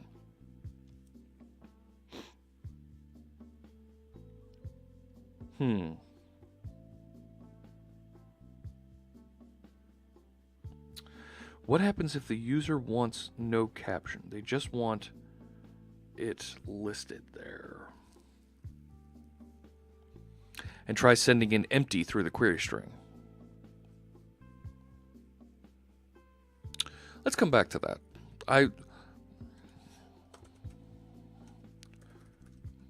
Handle empty caption. But I think we always want to have a goal, right? You need a goal, otherwise I can't draw a bar and know what percent to set the value at, the width to. So let's see here. So configuration should always have a follower goal here. So let's just call this follower goal.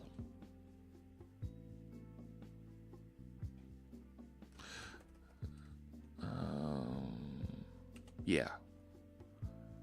And we'll set the default value over here to 1, so that's what gets packaged up and delivered. So you have a sensible default. Let's see. LNG grinds. I would use another layer between the controller and configuration class that would have the default value. I like that idea too. I do like that idea.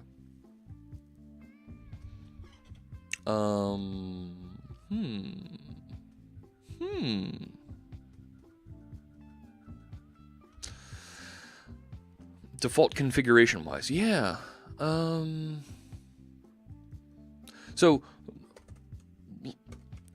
let's just write up what we're talking about here, so we kind of get it in all written out here. Default value is follower goal, right?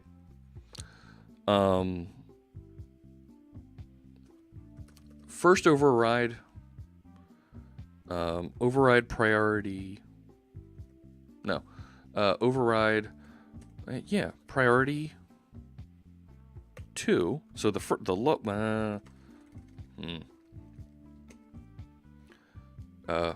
lowest priority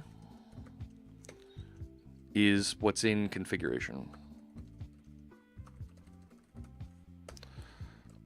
Highest priority is query string. So you have 2 ways to configure it, okay? So now we kind of got this laid out.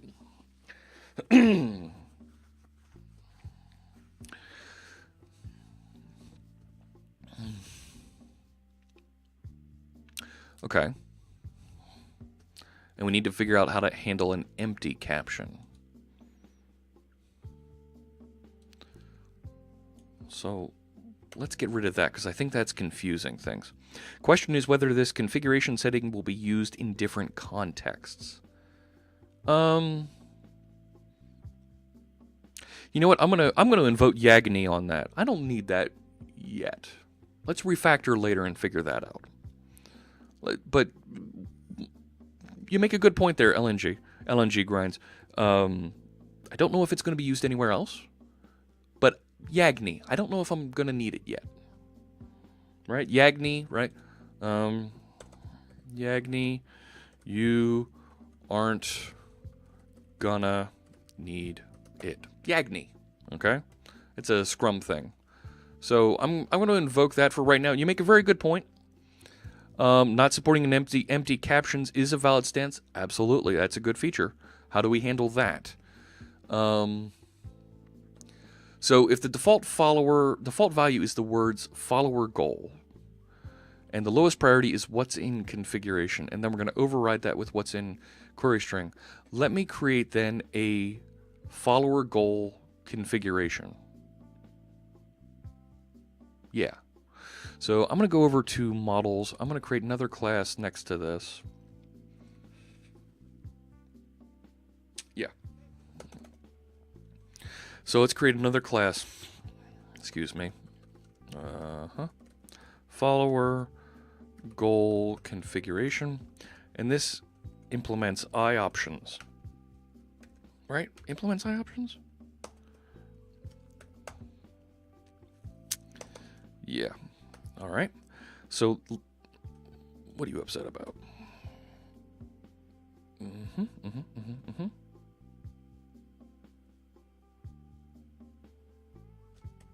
No, I don't need to do that. It's iOptions coming back out. Haha! That's what I'm thinking. All right. So, another property here. And this is the, right, what was the value over here in my app settings? This was caption and then goal. All right, so string, caption, goal, and now we can set a default value as LNG was suggesting. So by default, follower goal, and a default goal, I'm going to set to 1. So now, let me come back to Mordecai's suggestion here in just a second. I'm going to go over to, so this is my follower goal configuration. Let me move that to another file so that it feels good there. I'm going to go into startup, and I'm actually going to load that configuration, and I'm going to do it right here. So, what is it? Configuration.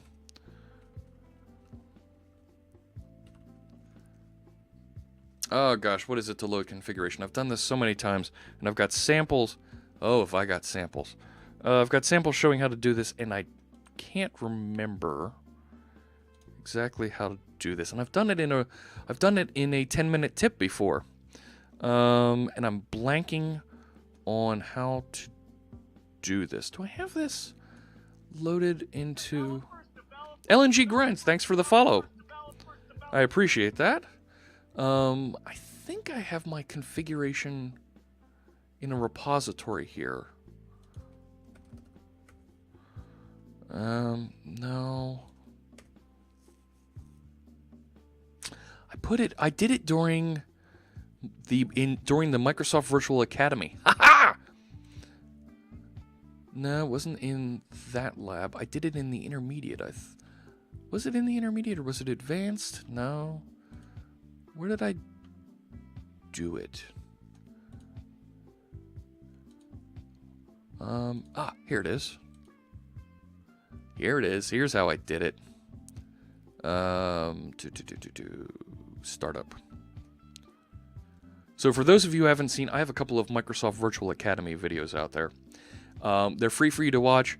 Each one's about 5 or 6 hours long, and they walk through a bunch of different features of ASP.NET Core. We produce those videos on campus, on the big, in the big TV studios there.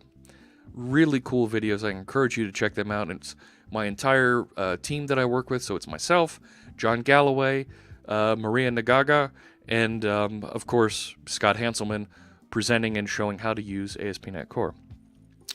This is what I wanted. Services configure. This is the little snippet that I want here. I want services configure. Now what this does is it will configure whatever object that you're specifying. And in this case, my follower goal configuration. And it's going to put that into the dependency injection container that comes with ASP.NET Core. And I want to actually load the follower goal section. So configuration is going to go get that follower goal section, and whatever's inside of it, it's going to inject into this into this object, and that's why it's important when I created this. Oh, where did I go there? Come here. F12. That these names match what's inside my settings file here. And because they do, those values will be mapped and inserted directly into those properties so that I can work with them coming out the other side in my controller over here. So now instead of receiving all of iConfiguration, I can actually receive, I believe, follower goal configuration and work with that instead. So if I receive that, I believe that I can use that now. And now my default setting in follower goal configuration of follower goal N1 is set. So there's my default settings across the entire application, no matter what you're running. Whatever's in app settings will override those values. And yeah. Now I can now. Wait, I'm thinking here.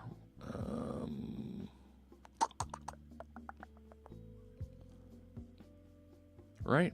Don't I have to do a thing with eye options? Why am I blanking and thinking I need to do a thing with eye options on this? Nope, not that one. Page configuration sample. It is in the layout. That's it. So I'm injecting. Oh, it's in eye options, my configuration. That's what I needed. All right. So let's make sure I have that laid out right. It's this weird thing where it wraps my configuration object with this eye options thing. I can control dot on that. So now this is config dot value. So now my actual follower goal configuration will be saved into this property, and I can work with it directly. Okay, so the default value is follower goal and the value 1. That's good. So I want to check. I don't want to use no caption. So now let's walk that priority. So if there is a caption, we want to use that caption. So let's say string is null or empty caption. So if that string is empty, then use my configuration caption.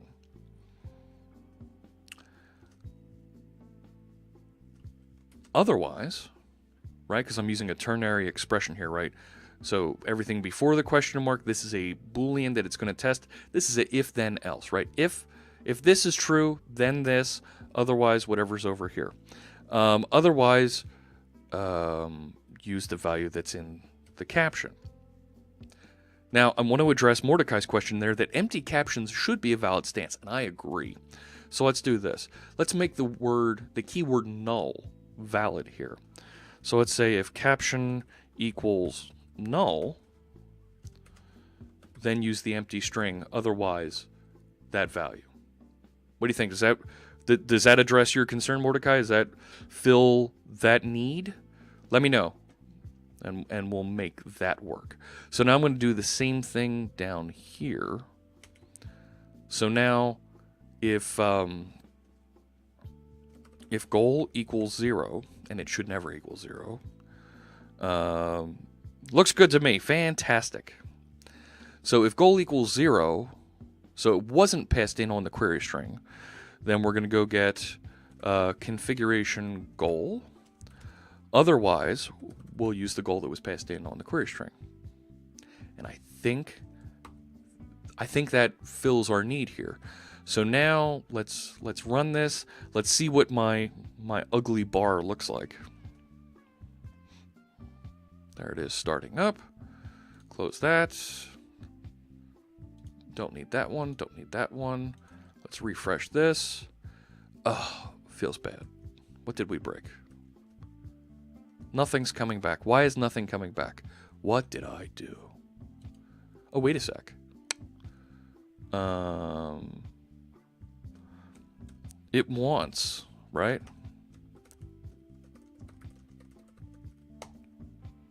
That worked. My route doesn't have default values in it, so it's not formatting and handling it properly. So let's go back to that, and let's make sure that we have a default value here. So, right, we need to make this empty string. Can I just do that? That doesn't feel right. Right? No.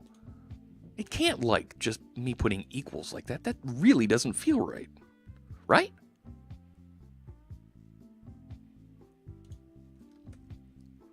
Well, that worked. But if I get rid of this... Oh, it did work. All right. Learned something about routing today. So, right, in case you missed what I was saying there. So, these captures here inside the curly braces, these are captures for your ASP.NET route, right? Correct?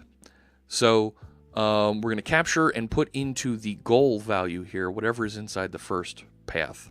And we're going to capture whatever's in the last path, and we're going to put it out as the caption. Now, you put equals, and you can put a default value that you want to pass in there. I thought it was pretty weird I said equals and didn't put anything after it, but it just took it and ran with it. That works for me. So now I've got my ugly bar working. I feel like I want to be able to specify. I need to specify the width somewhere. And the right where that blue bar on my bar up there, where that starts and ends, that's a percentage of that full width we're going to calculate. And that's simple math. We know how to do math. I know the maths. Maths? Sure. Okay. Works for me. Let's see. What do I want to do here? Do I want to pass the width as a query string argument and have kind of a default value, or do I let it go configure the whole thing again? Let's pass it as a query string argument and have a default value. So I'm going to just put here int width equals and how wide is mine? Because mine is the one that matters. I'm just looking here in OBS, and OBS says that mine is 800 pixels wide. So that's what we'll make the default, because I'm making this for me first and foremost, right? So 800. And I'll pass that as a item in my view bag. What, right? Width equals width. Okay. So now I can go to, where is it? Goal. And I can make my follower bar exactly that wide. So, hey, wow, look at that. It found it. Width, and it is going to be at viewbag.width, right? Yep. PX. That was easy. That was too easy.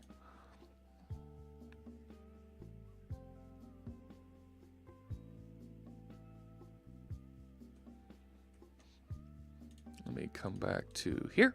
Nope, wrong one. Oh no. Yep, that's where I want to be. Refresh. Now, did it really update and set that width?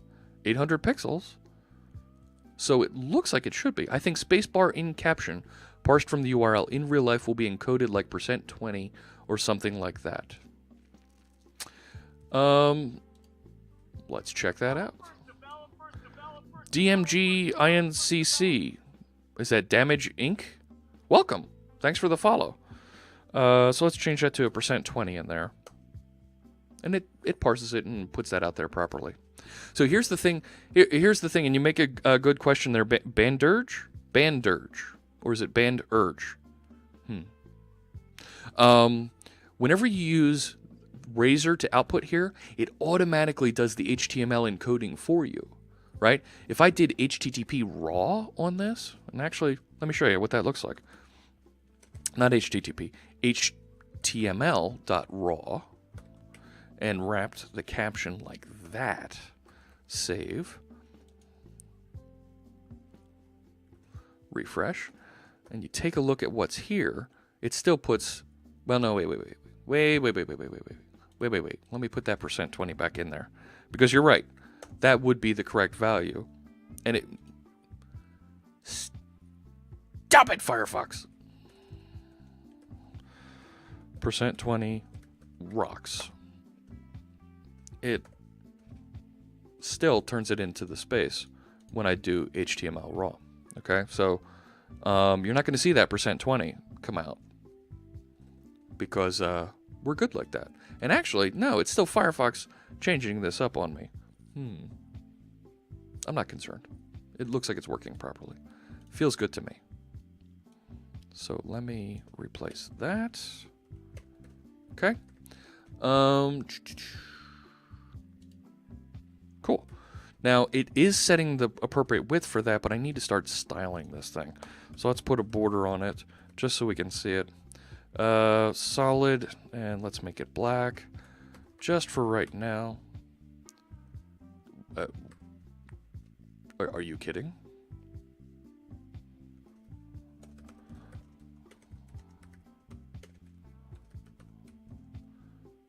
Right? Why am I not getting my CSS formatted properly here? What did I break? Right, because I should be getting syntax highlighting here inside of Visual Studio, but I think I've tricked Razor because I've got the, oh, you're right, zeros. There it is. So, and that's actually not 800 pixels wide, right? Let's make this inline block. There we go. No, that's not it. I do want it like that. But it's, because it's a div, it's stretching to the entire width. What if I change this to a span?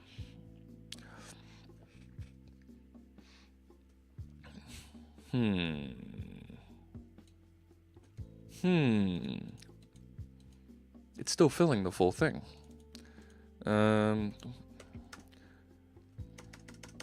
Why am I not getting my autocomplete here?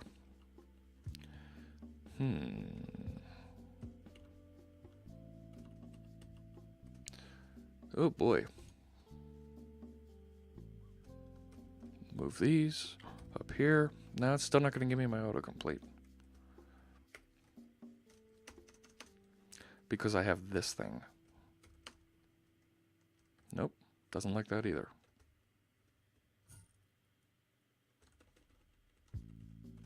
Go away. There it is.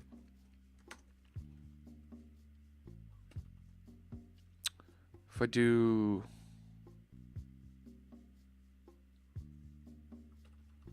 not flex.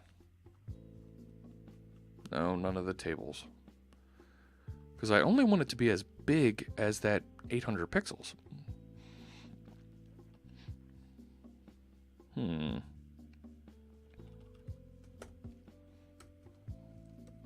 Right, if I make that inline, it's only that wide. But then if I say width... Yeah, see, as soon as I change that... Let me just hard-code it for right now.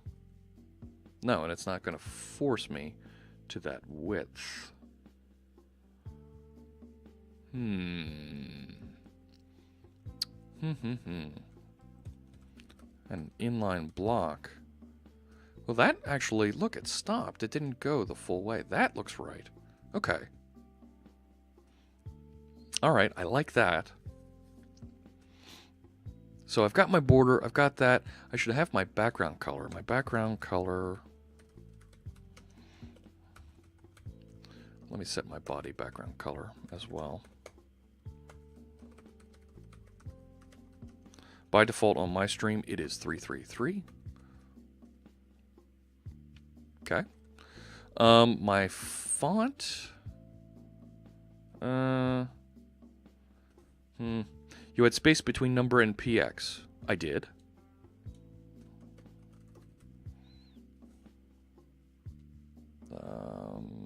No. view bag width. Actually, I can flip back by just doing that. Yeah, see, now look at this.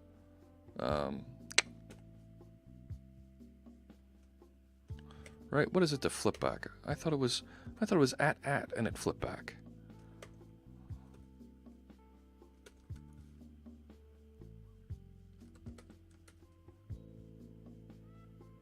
Oh, now I've really broken it. Ooh.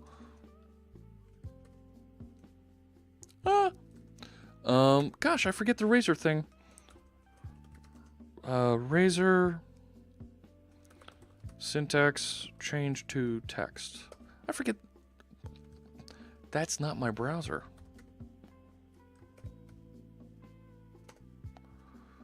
I don't want to wrap it with the text block. Yeah, it should be at : to flip back. Yeah.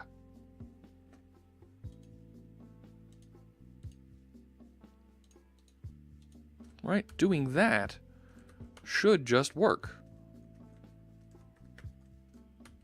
But it doesn't like it.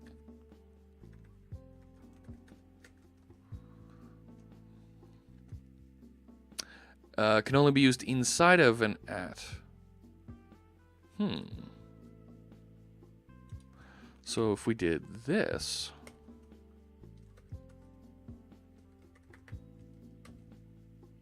it doesn't like that one neither.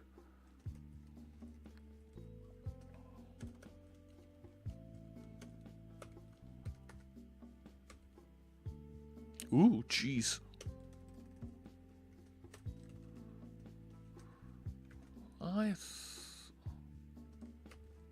Yeah.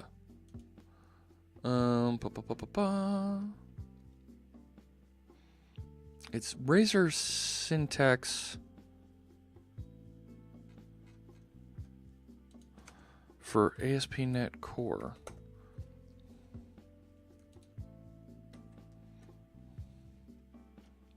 To escape in razor markup, use a second @ symbol. Yeah, okay, so I'm not escaping it. Implicit. Okay. Explicit razor expressions. Right is inside of parentheses. Yeah. Expression encoding. All right. There's HTML raw we were looking at. Razor code blocks. Okay. Explicit line transition with @ Right. You can do the conditionals. Try catch finally. Lock. Yep. You can do comments with @ directives, @ using, @ model, @ inherits, inject functions. I know I'm going really fast through this. I'm sorry. Reserved keywords. I think I'm going to need to do text and just wrap it like that.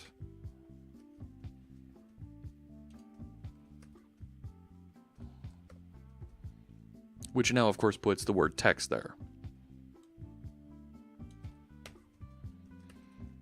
So if I do this like this,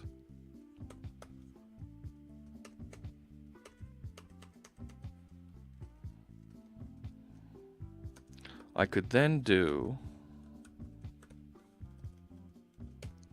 like that.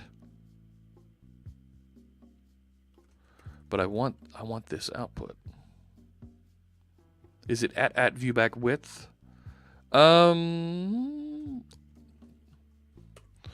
So, right, the one idea was viewbag width px like that.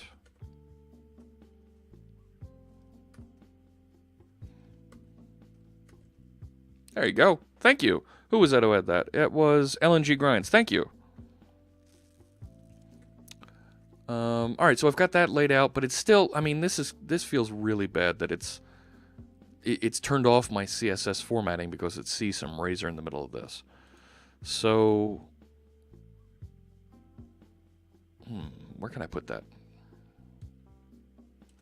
I just want to put this somewhere else for right now. You know? And I feel like I'm fighting with the editor when I do that, and that... Just put that for right now. That still works, okay. So let's say... follower bar... and all the spans that are inside of it. Let's force the font. Let's make that, I like Arial. Font size, 18 point? Sound good? 18? 18's good. Font weight, 600. That's not bad. It's a little bit big, but it's not bad. Let's push this down. Yeah. All right. And I need to position those things, right? I want the goal to float to the right. So let's start with that. Goal. Let's just say float right and see what it looks like. A little bit too close. So let's say margin right. Let's give it 3 pixels. Not bad. I can live with that. Now, the current value I want in the middle. So what's the middle?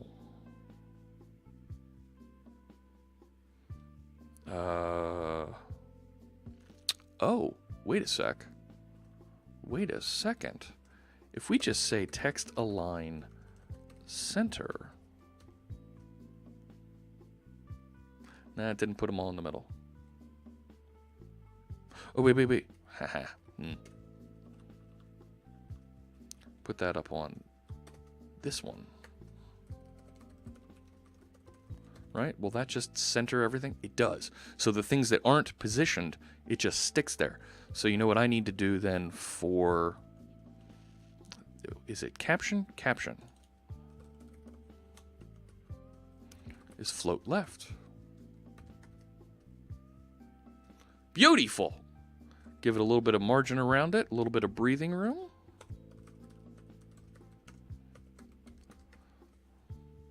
All right.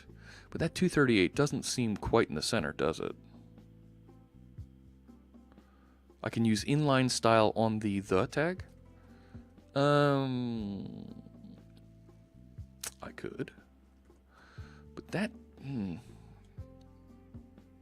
that 238 doesn't look centered. You know what I mean?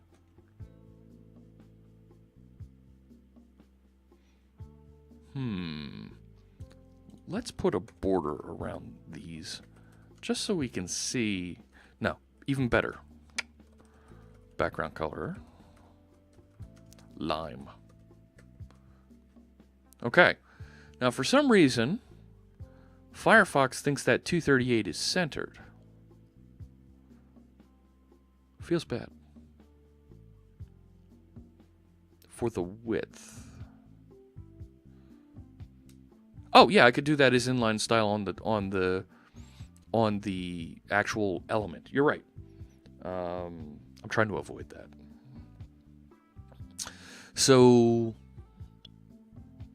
why isn't that 238 right a little bit further to the left? Check on Browser Inspector to see details regarding spacing. That's a great idea. Let's bring out the inspector. 238, where's the box? Layout. And if I look at the follower bar, okay, so there's no padding and there's no margin going on there, but if I look at the current, I don't see anything left and right, top and bottom. I wonder if maybe I want to do, if for this one, I actually want to do the margin margin, was it 50% or margin auto? And do it that way instead of doing the text align trick? Right? Do you know what I'm talking about? So if I say current, and I say margin, right, so top bottom is the first one, 0 pixels, 0, and then if I say auto, nope, didn't position that right. If I say 50%, yeah. Well, it's where I want it to be, but it's not. I've done bad things to my 1 over here, right?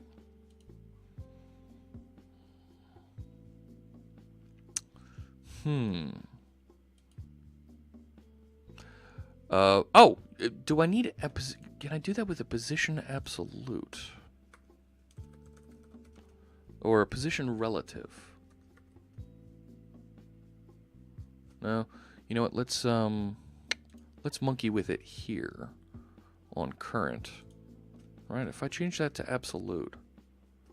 No, that doesn't work.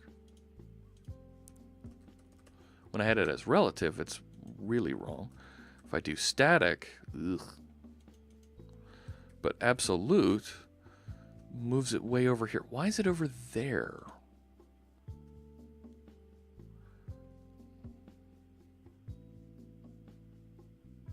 Right, shouldn't these be... When these were 400 each, it looked like it was lined up right. Of the text follower goal and the number for current. Okay, hang on. Let me back up here. Check on browser inspector. Serializer is saying, is it because it's the whole thing is considered as the base for centering, but that means you have to take the widths into account. And Bruno says, I guess you need to change its display to inline block. Not sure, though. Let's go back over here.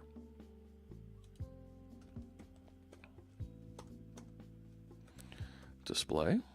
Inline block. No, not inherit. Inline block. Nope, that doesn't do it either.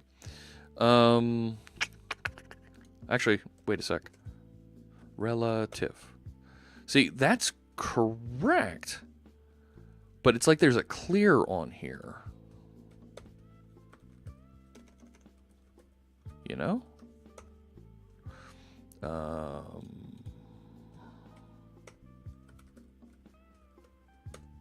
Nope.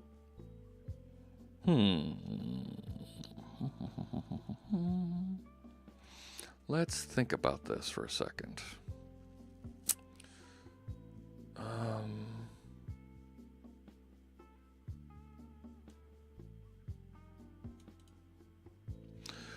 What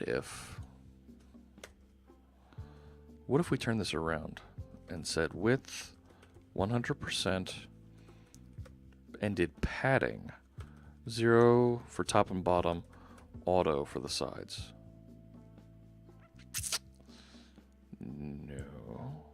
Well, look at that. It actually gets a little cranky about this.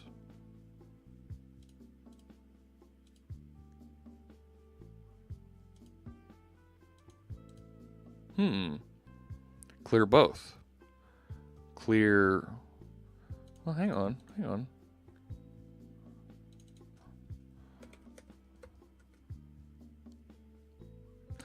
That's correct positioning. Do I need that? Okay. But I think I want to make that... I think I want to come up here and say clear none. Because I don't want it to bump things. Right? Because it's... there we go. Bruno, margin 0 auto doesn't work with position absolute, if I remember correct. Yeah, but if I did this as margin 0 auto... See, it's not...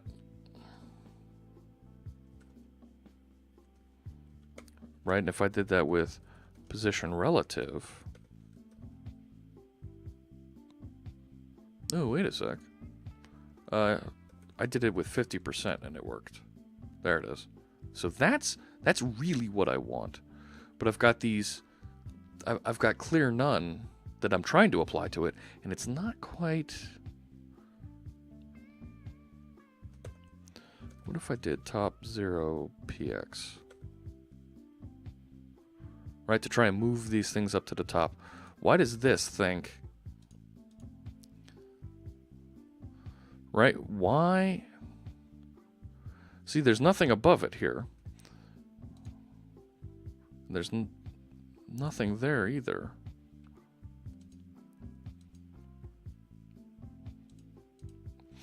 I guess it doesn't work with display inline either.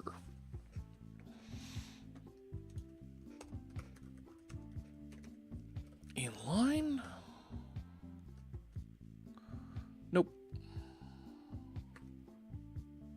Actually, wait a sec. Do that, just to make sure. Yeah. Doesn't like that one either.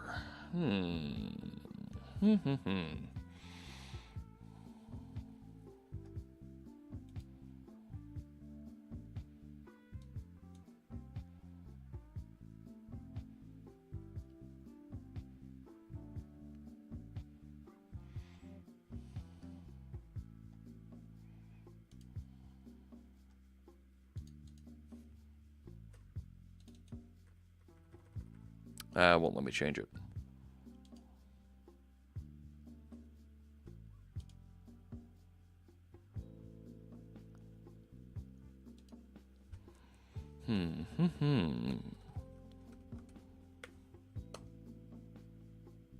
Nope.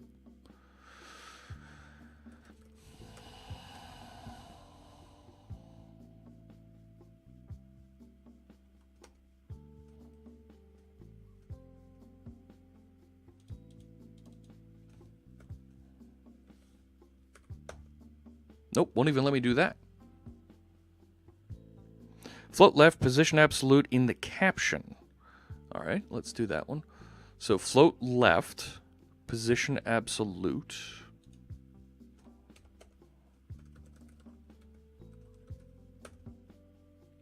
So now it's off the top.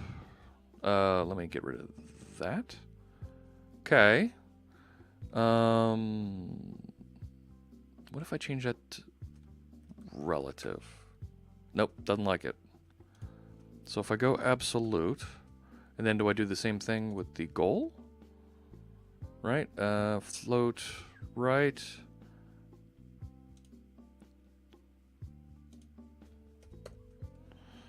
Position, I used to do this stuff all the time. Float right, margin right.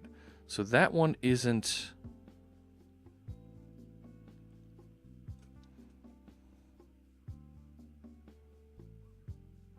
If I say, get rid of that.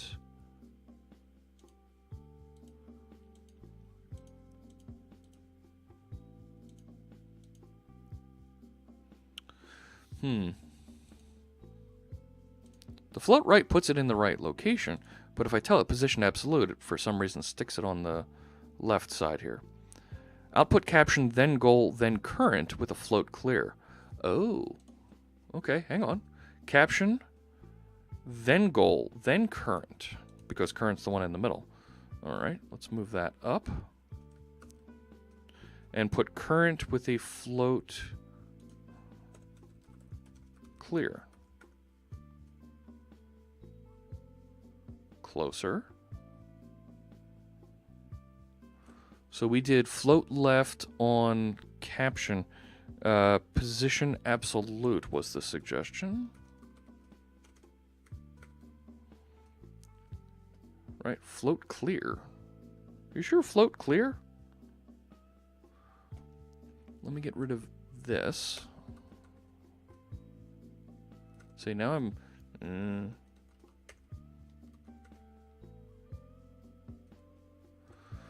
Okay, so the current value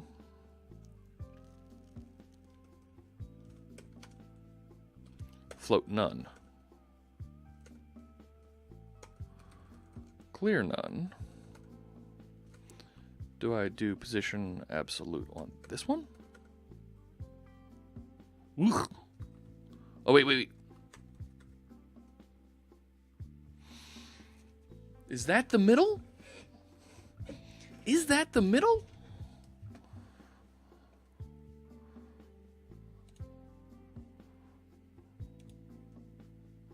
$424 on both sides, but it's 800 wide. Clear none. Yep, I did clear none.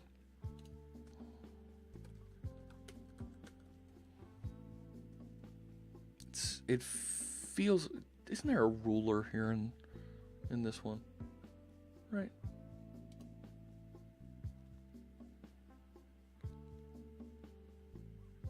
I thought there was a ruler here. Don't see it.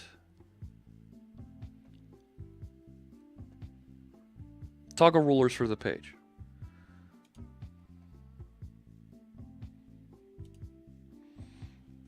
Right, so there's 400 pixels. It's clearly over a couple. Absolute on follower goal, end goal. So the caption, absolute positioning. Okay, so I will put position absolute on this one. Drop it on that one.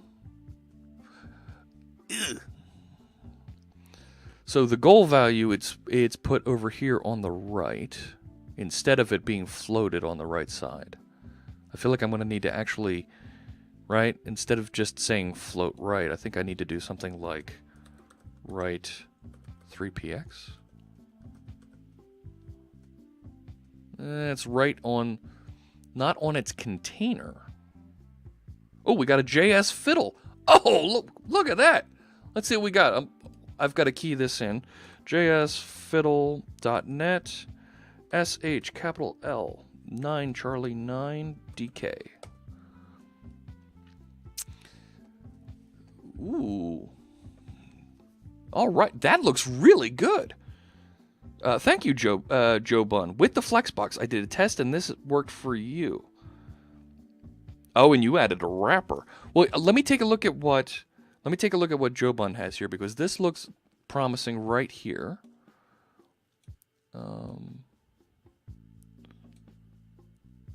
Are you kidding? Is it really that? Oh, because you did flex wrap. All right, let's copy that.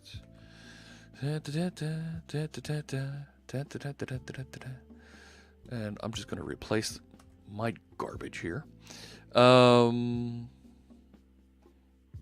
I've got Arial, font size, font weight. I'm going to get rid of that clear. So that my spans all have the same.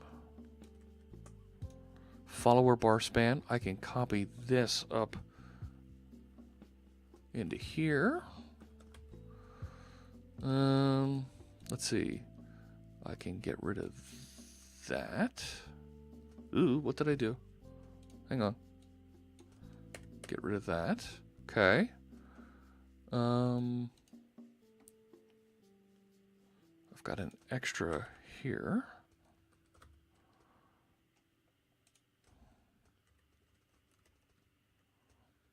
Come here. That's better. Okay, so follow bar span. Okay, so this is yours. I'm going to take these two, move them up into mine, and then I can get rid of this.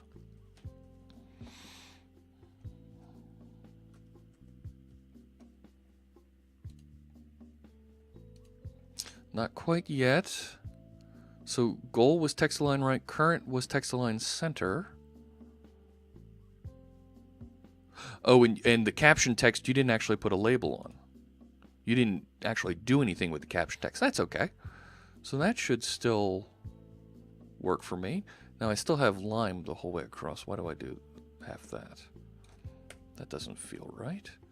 Still not lined up quite right here. Oh, get rid of that.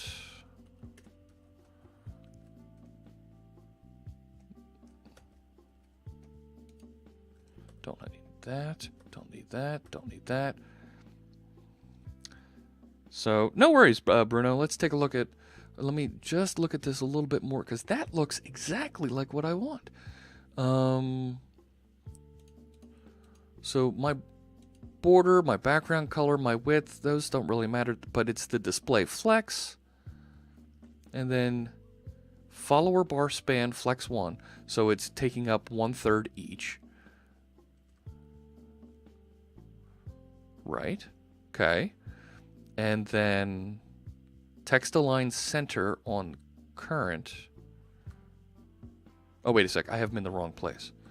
So you have the caption, then current, then goal. So let's move this up. Hey, there we go. All right. Thank you, Jobun. You will probably have to absolute position the container and add a span that is relative to act as the progress bar. That's where I was going to go next. Is, right, follower bar, I'm going to need to make absolute positioned.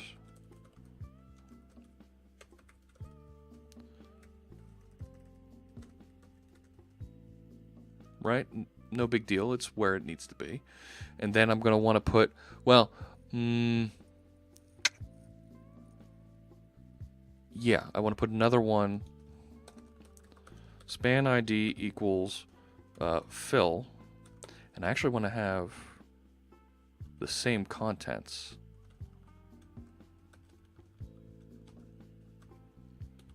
And I want it to have the same layout. Right, but follower bar has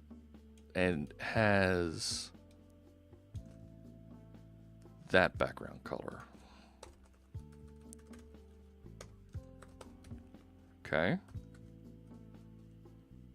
There you go. You can see it's already starting to fill in. Font family, size, weight. Yes, I want to have the same stuff on fill span. Okay. But fills width. So, and now I see what you were saying earlier about putting this inline here. I think that's fine to do. Let's do that. Fills width is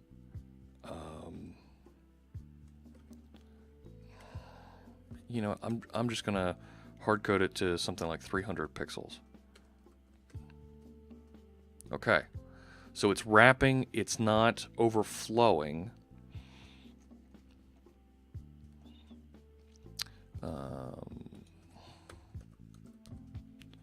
So fill background color is going to be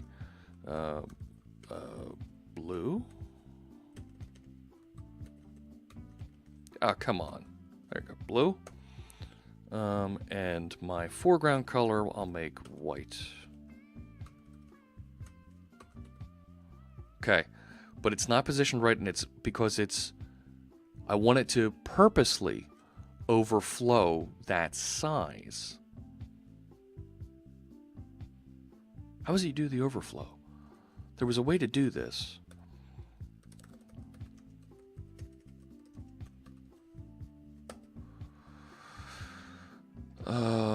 Here we go. Yeah. Candy stripping. I don't care about candy stripping. Animating the filled width. It's the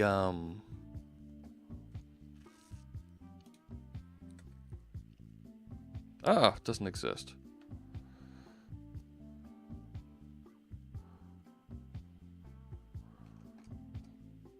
Right, with two colors. I've done this before. Yeah, like that. Progress bar with multiple.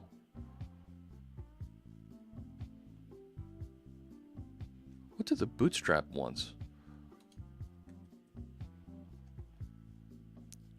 with a label. Does the label change color along the way?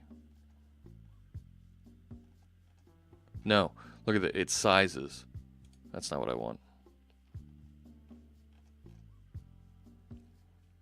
Z-index. Well, Z-index is what I've already got. I've already got that kind of in play here. But just to make sure, the Z-index will make for this one 10. We'll make the Z-index for this one 5, so that it's clearly underneath of it. That's fine.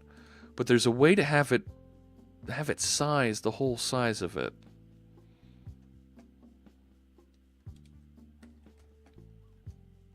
Right? See, I don't care about the percentage at the end. That's stupid. No, there's a way to do that so it fills in, and you actually get the color. You get it changing colors. You get the font changing colors. With inverted colors.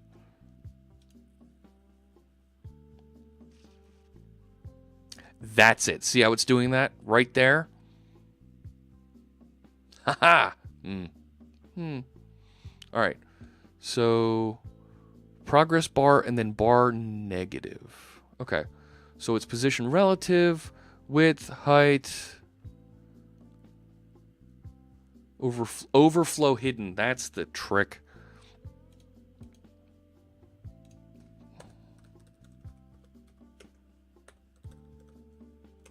Oops.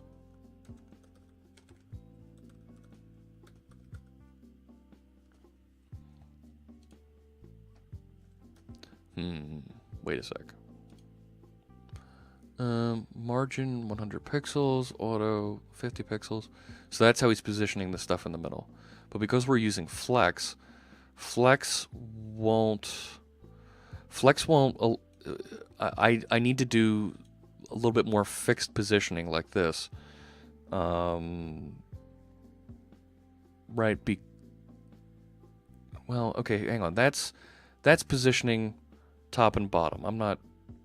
It's not that. It's this one, div bar positive bar negative. And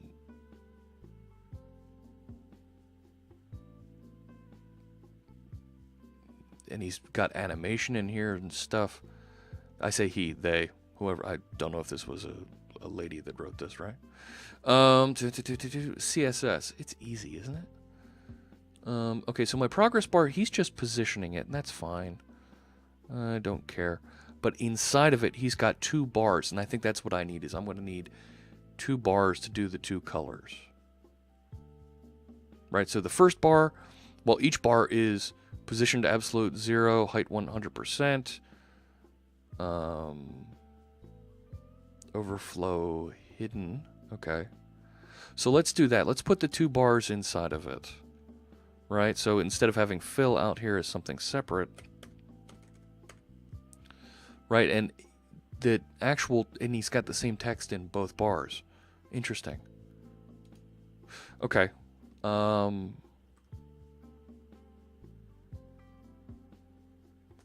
right, so let's do this, right? So span class equals bar.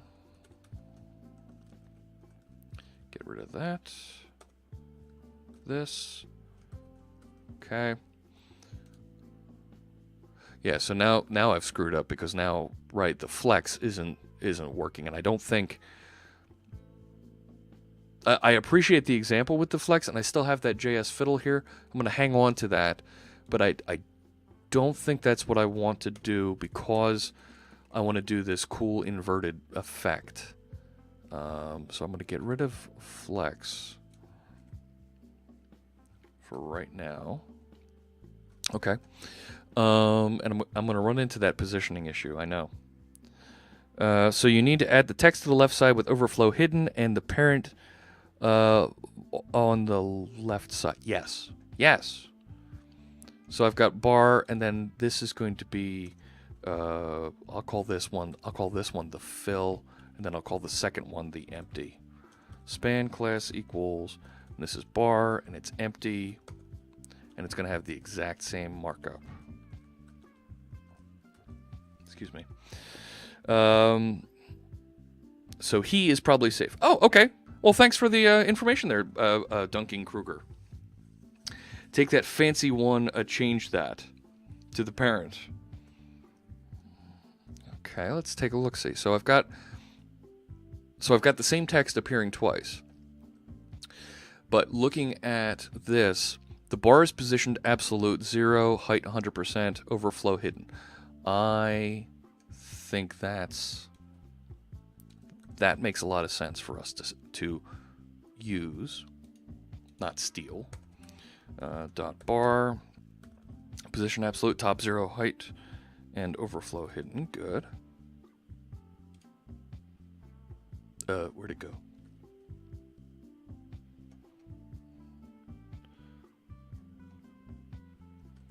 All right, I've done it now. My spans inside of it are position absolute, display block, width is the bar width. So that's the 54%. So he's making it the full width and doing a text align center. Okay, so here's where I'm gonna have to do the flex box. Here's where I could use the flex box that we were doing. So, well, no, he's doing position absolute. I need to position absolute so the overflow hides it, right? Right? Yeah. Okay. So,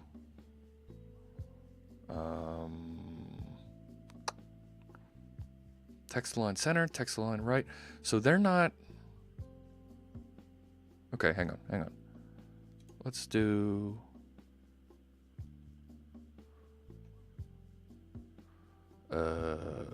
Let's call each one of these a caption, right? I'm gonna change the meaning of things here for a second.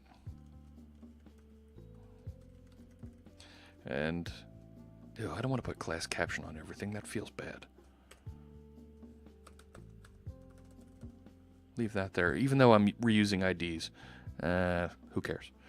But let's call it, this should be follower bar dot bar span. Right, that's what I want to do with those fonts. It's still not coming up.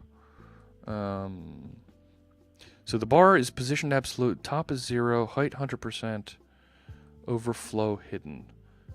Oh, I didn't specify the height of my follower bar, did I? Right, I have to specify the height of the follower bar here.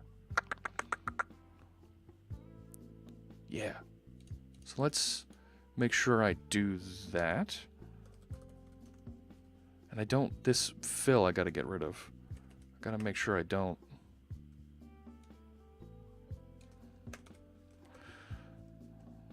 The text in the left side needs to be on the top of the parent's text.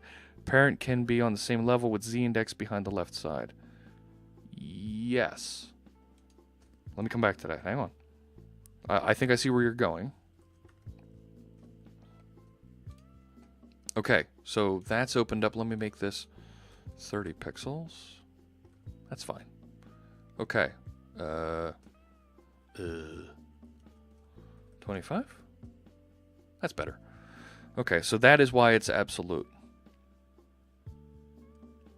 Yes. Okay. I'm following you there. So I have that. Now,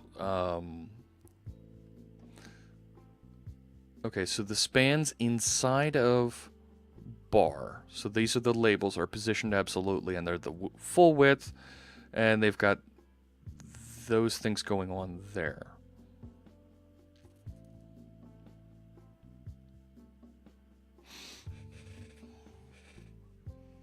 No, they're the width of the, well, what's bar width?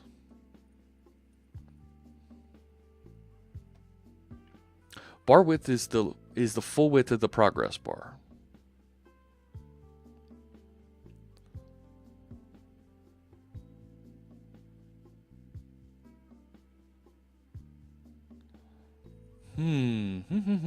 Okay. All right. So let me make sure. So the full width of the progress bar span, the outer span, And the bars themselves, no, the bar inside of it is,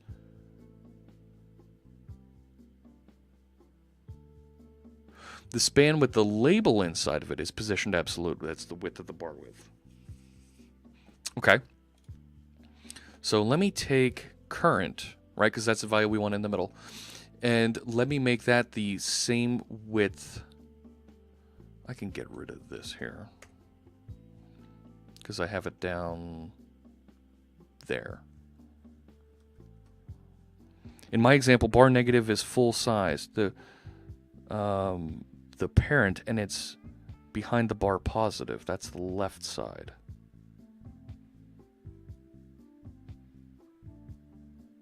The bar negative is full sized, yes, and it's behind the bar positive. That's the left side. Okay, right. So I'm calling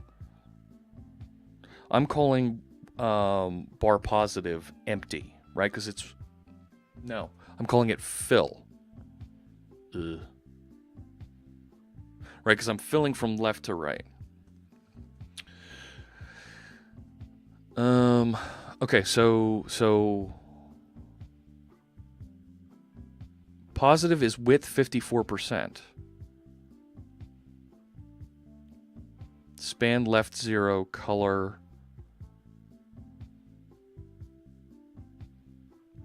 So he's positioning it at the same place, and he's changing the color of the font.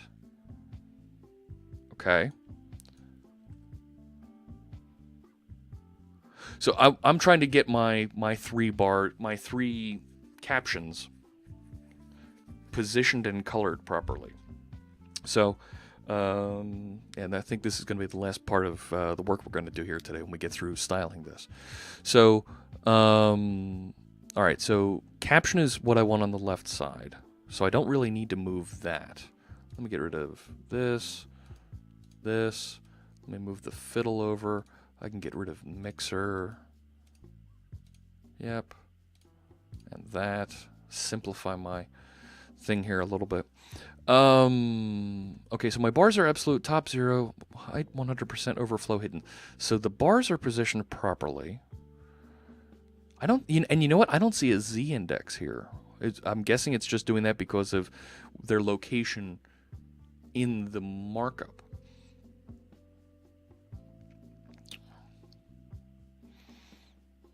So positive, left 0, width 54%. So that's this here. Negative, right 0, width 40%. Oh, look at that. Okay. So if we make fill, because it's filling from the left, make that left 0, and make empty right 0.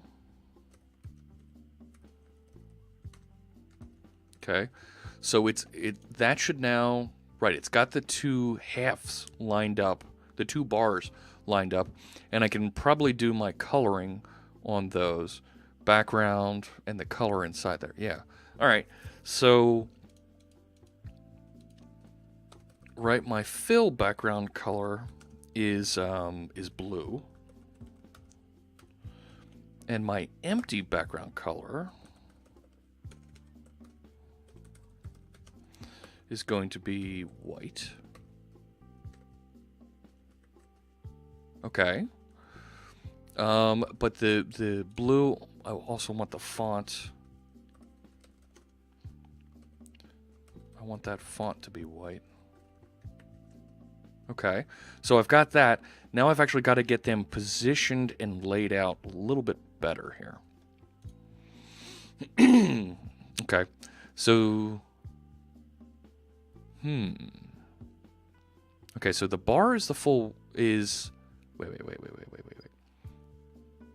Okay, the bar is not the full width.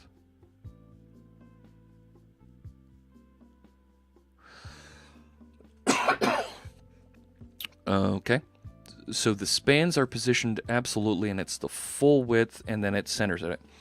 Or in that example, the span is full-sized inside the two sides. Yes. There's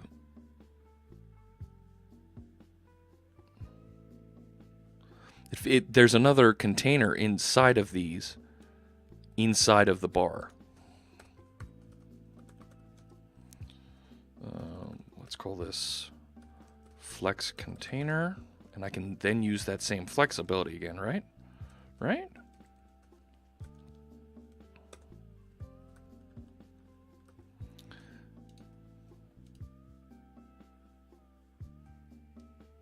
Or do I need to position it? Absolutely. Yep. Hang on. The span is full-sized inside the two sides. Yes, the label, this 54, is the full width, and it's text-aligned center.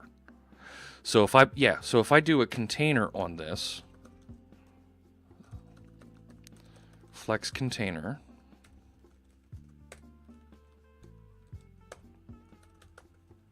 hey, that's better.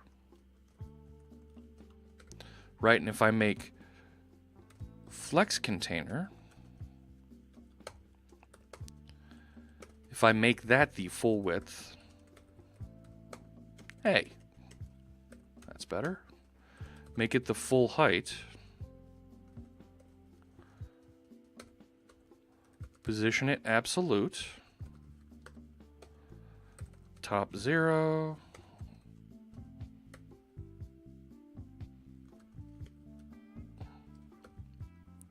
Like that. Ew.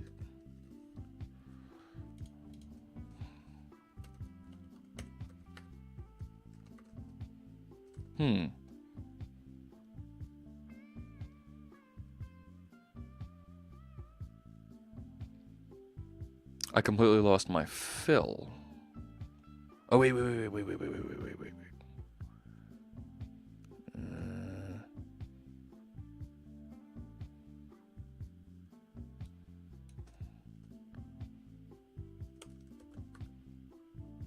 No. Wait a sec.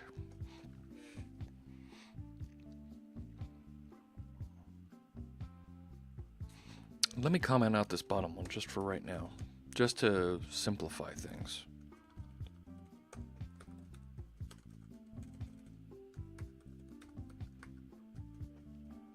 Okay, so now I'm not even seeing this one.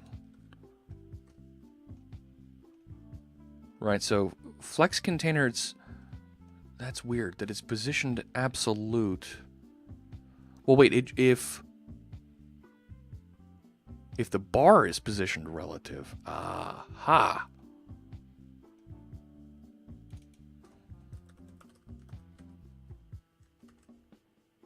Yeah.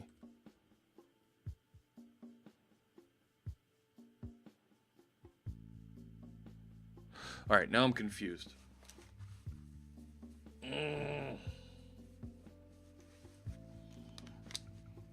All right, let's back up.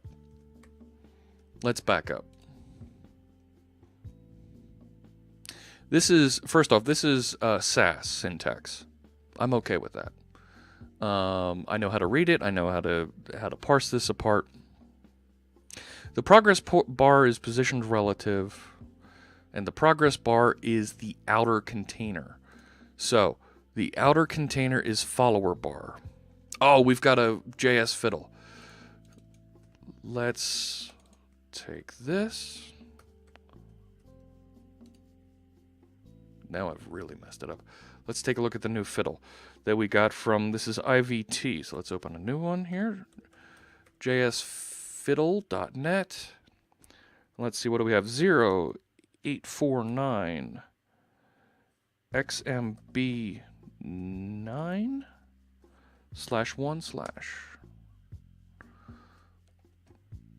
Yes. Okay. Now we're talking.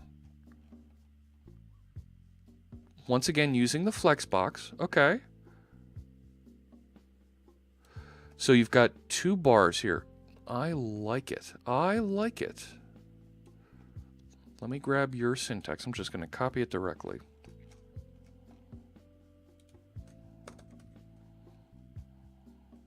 Wait a sec. Why didn't I get the bottom half there?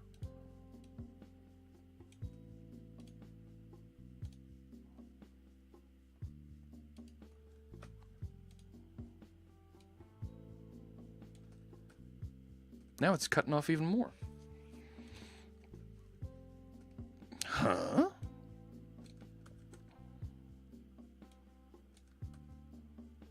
Are you kidding?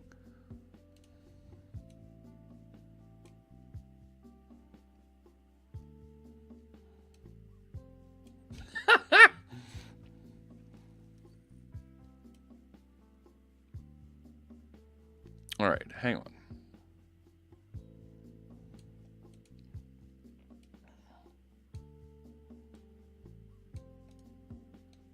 Copy. All right, there we go. So I'm going to copy your markup directly, and then we'll tidy it up and make it look the way I want it to. Oh, and Joe Bun's got a code pen over here also. All right. Tell you what I'm going to do. I am just going to comment out my style here. That didn't work.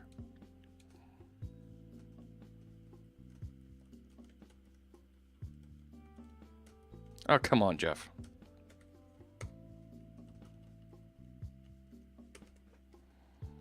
Comment out that whole shebang, and I'm going to paste in what we had there.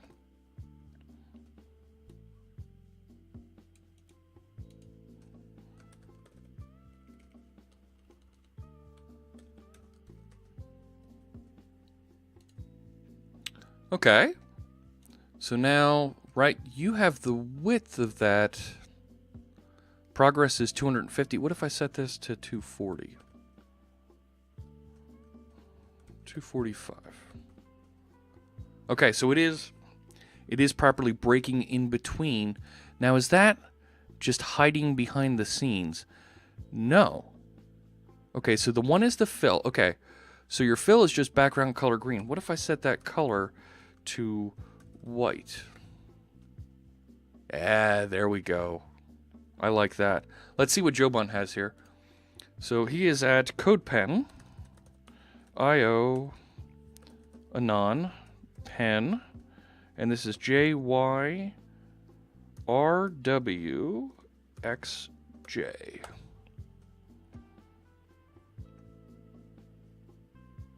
Oh, look at that, and it even animates too. Just extended the version of someone else's.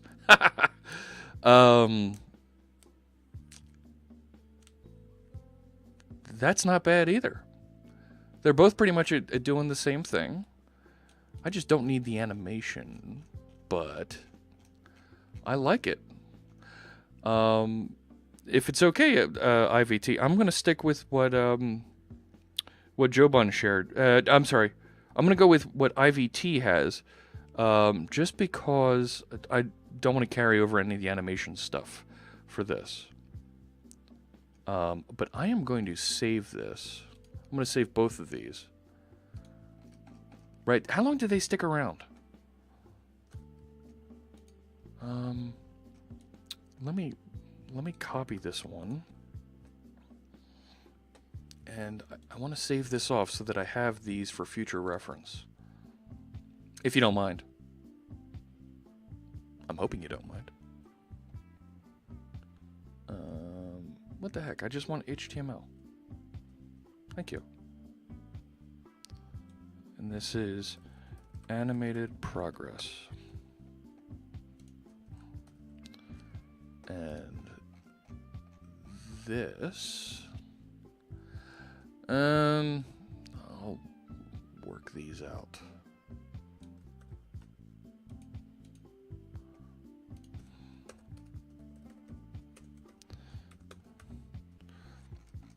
You know what? I can actually. No, it doesn't. Doesn't have SAS support.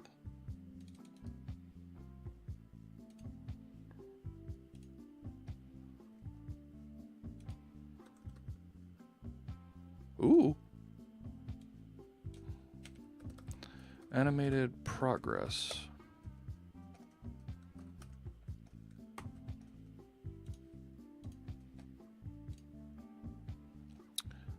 Let me stop. Because I think it'll actually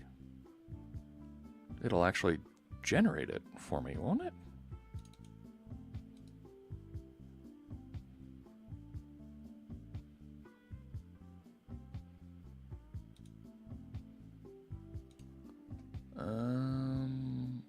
Let me get rid of that.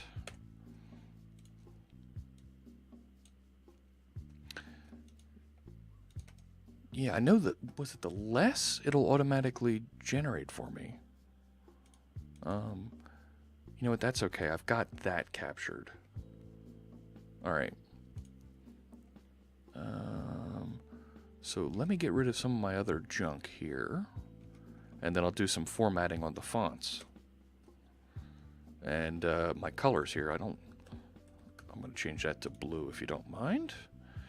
And the color's fine. So, okay. So my caption is this. My current is this. Thank you for your help, team. This is really, really cool to get your help on this.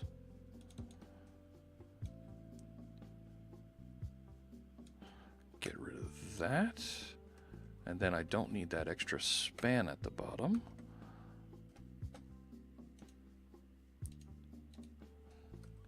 Oh yeah, I stopped it. You might like what UIKit does with their progress bars. Don't know that it generates, but the markup is super easy. Didn't touch web programming for like 10 years, but I want to learn ASP and some JavaScript frameworks. Cool. All right. There we go. So I'm going to change that to an Arial font because I don't like the serifs. So that is that's follower bar dot follower bar span.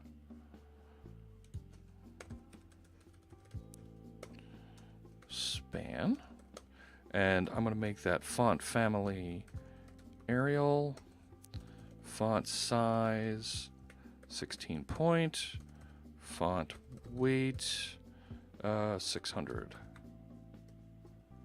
Not bad, not bad at all. I'm going to put a little bit of margin around those. Let's put padding over here. Let's just do that. 2 pixels. Not bad. That works for me. Now the width, right? So my width is right here, and I was pulling that, right? So that's that 500 pixels. Is that used anywhere else? Nope, just there. Did I get here near the end again? Hi, Glenn. Yeah, we've been going for a while here. And Rapier, thank you for the follow. I'm going to move this width, and I'm going to make this inline so that I have a cool progress bar filling. I'm going to, where is it? Right, oh no, that was on follower bar, so it needs to be on both. That's fine. Right, width, and then it is view bag width. Oh, I better put pixels at the end of that, right?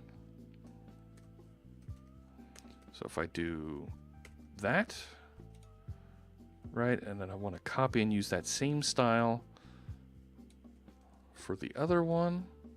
Oh no, I've done it again. Oh no. Oh wait. Okay, cool. It should not be that hard. I know Vanilla.js, C# and now ASP, but I need time for it. I know exactly what you mean. Oh my gosh. So Glenn, we're gonna put together, right? I've got this fancy little progress bar that I'm going to use to replace the progress bar up top there. And actually, see the followers count out there? That's now coming out of a that's coming from here. I now have an ASP controller that pulls using iHosted services from Twitch and Mixer, sums my follower counts, and just outputs it here using a simple Razor view. And right now I just have some jQuery that queries and refreshes this value every 5 seconds.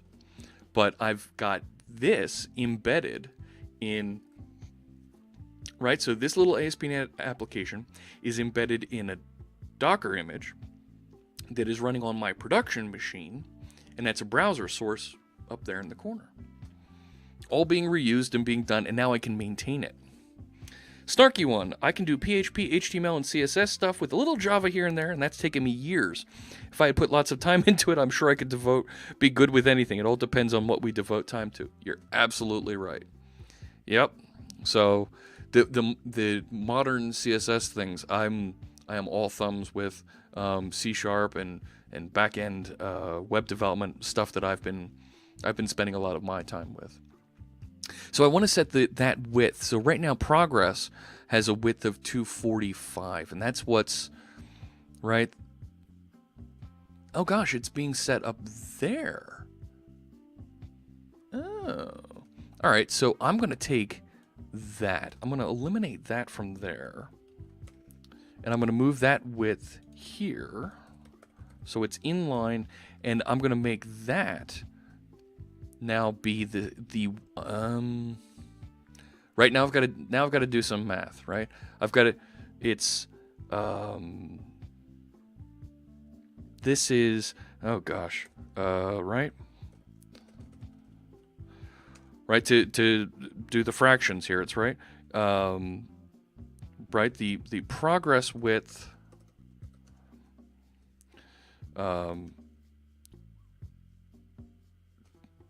over the full width of the thing is the same as right, my current divided by my goal. Okay, so goal is the full width.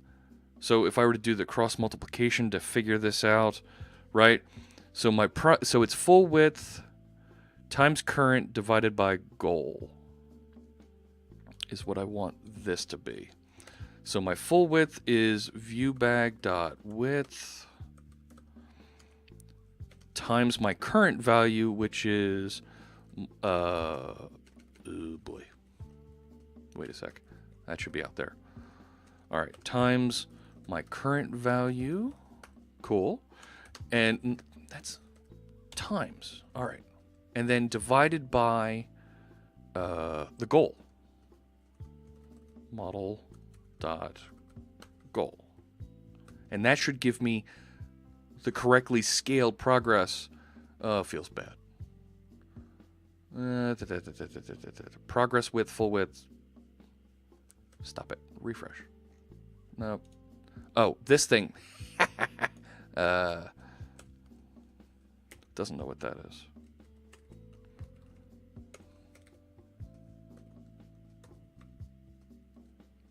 Refresh. Oh, well, it's because the goal is 1, right? Because I didn't specify that. So here we go.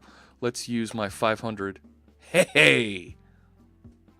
Right, and if I push that goal out to 600, looks good. Let's make it 420. 320? Oh no, wrong way. 480. There we go, and it does split properly. Awesome. Let's see. Love seeing good uses of it. Cool, thanks, Glenn. I like it. In retrospect, I-hosted services should have been how we did all our hosting. Yeah. Some gopher, Golang dev here. You know what? There's some other folks that are doing some Go dev from my team. What happens if we set goal equal to 0? Somebody wants to break it. It still reverts to 1. I have it default to 1. You can't do goal 0. You want to be fancy. You want to try and break it and go goal -1. Nope, still doesn't work. We're still good.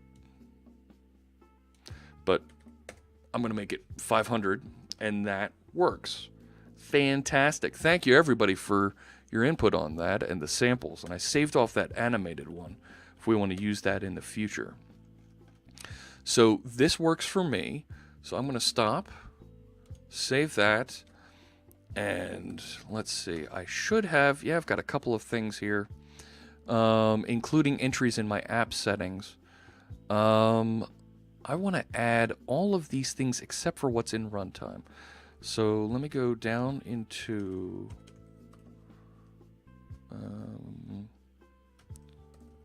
yep. So now if I say git add models, git add views, git add dub root. Let me see what's here. Nope, I can do my commit now. Added followers goal bar. Cool. Git push. That works now. Now, Glenn, you're going to appreciate this. The challenge that we ran into yesterday evening was I took the dev Docker container here. So if I went over and I said, right, set as the startup project the Docker container, and I told it to run. When it went to compile this and run, I get, come here, right? I get a dev version of my container, but it doesn't have anything in it. So I had to figure out how to rebuild my container so that it actually had contents in it, so that I could lob it over to a private repository on Azure. So while this is going to start up and run properly and host and debug everything out of Visual Studio, and I'll be able to work and interact with that, I actually had to pull a little bit of tricks to make it work and build properly. So what I did, while this is still loading here, what I did to kind of make things a little bit easier for me to manage here was I just wrote a build command that does docker build, and I actually pass in my version number on the command line here, and I point to my Docker file. So I'm actually forcing a build here, and inside my Docker file, I'm actually run docker compose build. No.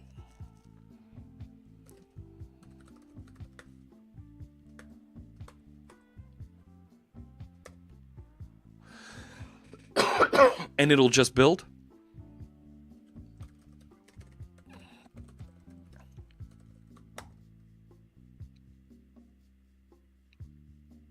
Does it? Changing IDEs is what I hate. Sometimes I find myself passing Control RG in space at work in Eclipse. Yeah. So this actually builds the container. This is what I was seeing. And if I do a Docker images, yep, there it is, latest. Now here's the, shouldn't it be removing the intermediary containers? I thought it was supposed to remove those. Docker RMI B01. Cool. Now you might need them. Oh, all right. Well, guess what? It's gone. It'll rebuild it next time. So I set it up so I could just do build, and this was 04 was the last one I built, so I'll call this 05. And it tags it and lays it out there appropriately for me. And then I should probably push that to my registry, and then I'll be able to pull it down on my other machine and reuse it. Come on. Cool. So now if I find, right, I had a git tag. So Docker tag, that's what it was, right? I did this how many times wrong? All right, if I look Docker images, there's my 05. So if I say Docker tag, my source is fritz.rundown 0.5. My destination is Fritz Registry, Azure CR, IO, fritz.rundown 0.5. do it again, and I will call it latest. And then if I do docker push, what was it? Fritz registry Azure CRIO fritz.rundown. And now I'll push it all out there. I have to go now. Have a nice day. Thanks so much for joining us, Rapier. I appreciated your comments here. If there's a build failure in the intermediate container, you want to go and explore around. You want to go run it and explore around. So did you get that to work as you expected without the script? Yes. So actually, I made a slight change to the script. Oop. Response status code does not indicate success. Oh, because it's not being pushed in. I know what that is.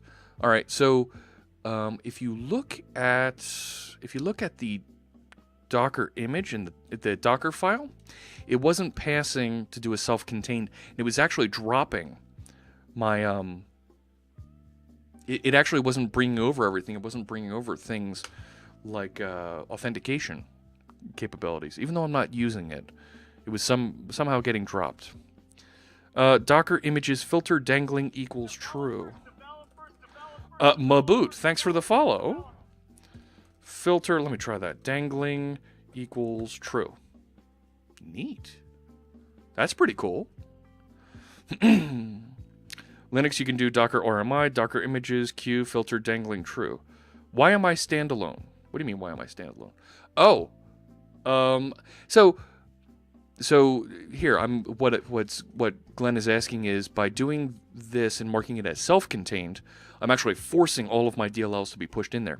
When I didn't do the standalone, it actually missed some of my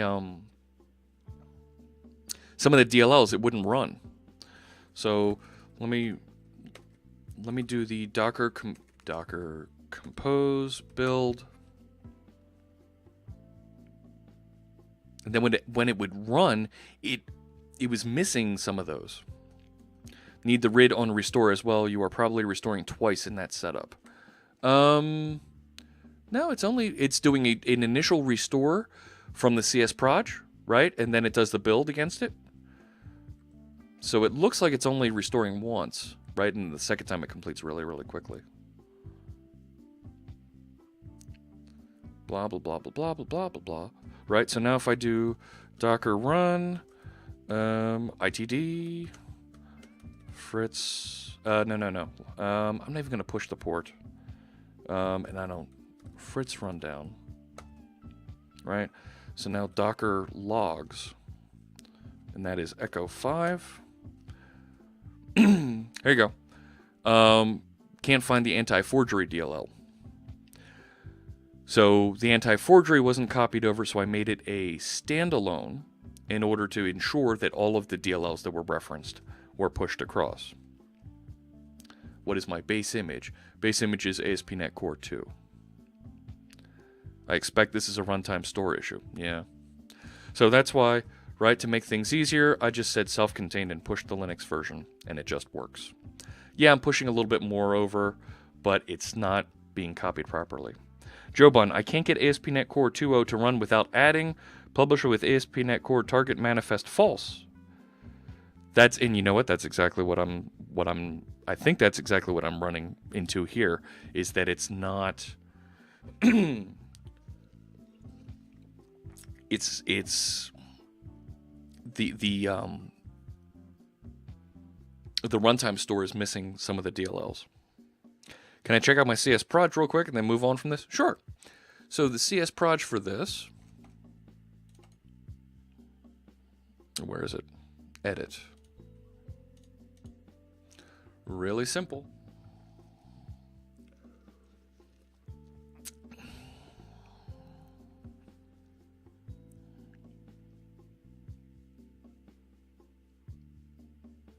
What do you think?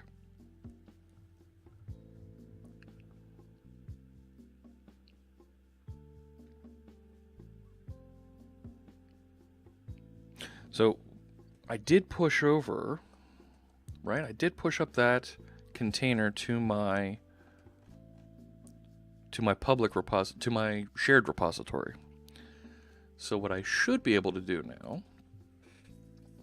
Yeah, the problem here appears to be the runtime store is either missing or not including some assemblies I need. Yeah. You're right.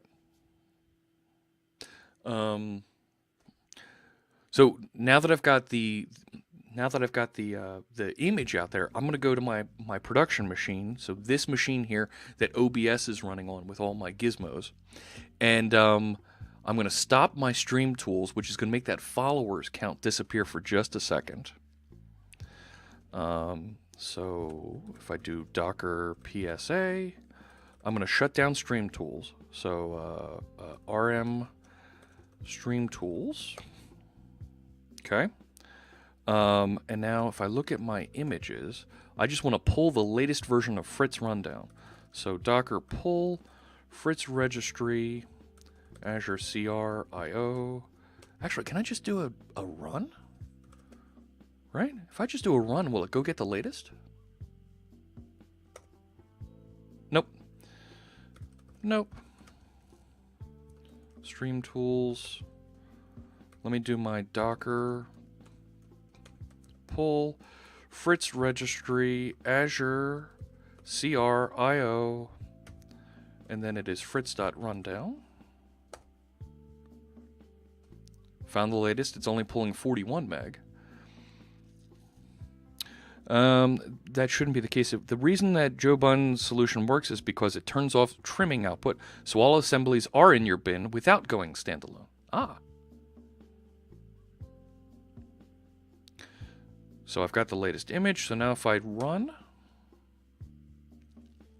So now my followers count up there should still... Right, it's going to refresh. It's... Why is it going to 0? There it is, 241. It refreshed properly. Fantastic. So now my follower goal, right, this thing up at the top, right, I'm going to change that. So here, I'm going to do a properties on this. So there's the properties for how this thing is being built. So now I'm going to change this. I'm just going to copy that out for right now. And instead I'm going to go localhost 8000 because I'm listening on 8000 with my thing. And I'm going to go followers goal. My goal is 500. Right, I'm going to override and push this in. ASP.NET Core Workshop. And that should just work. Shut down source, refresh cache. Let's see if that... Well, that's not the same one. Let me say OK.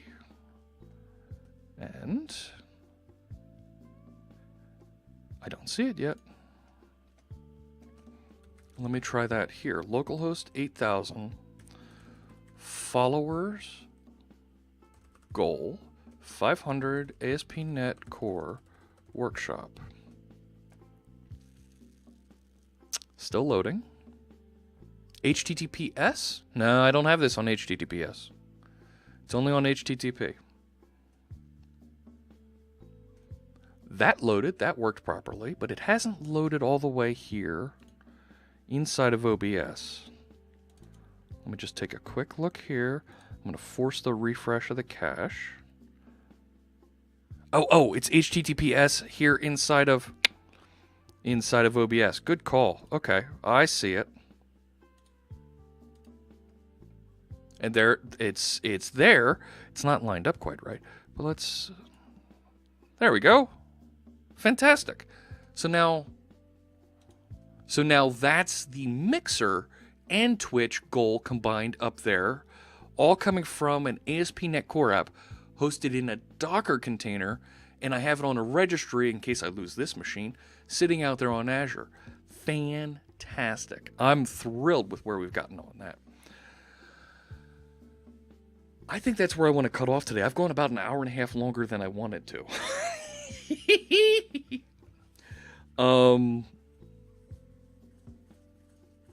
Just need some left-right margin out. You're right.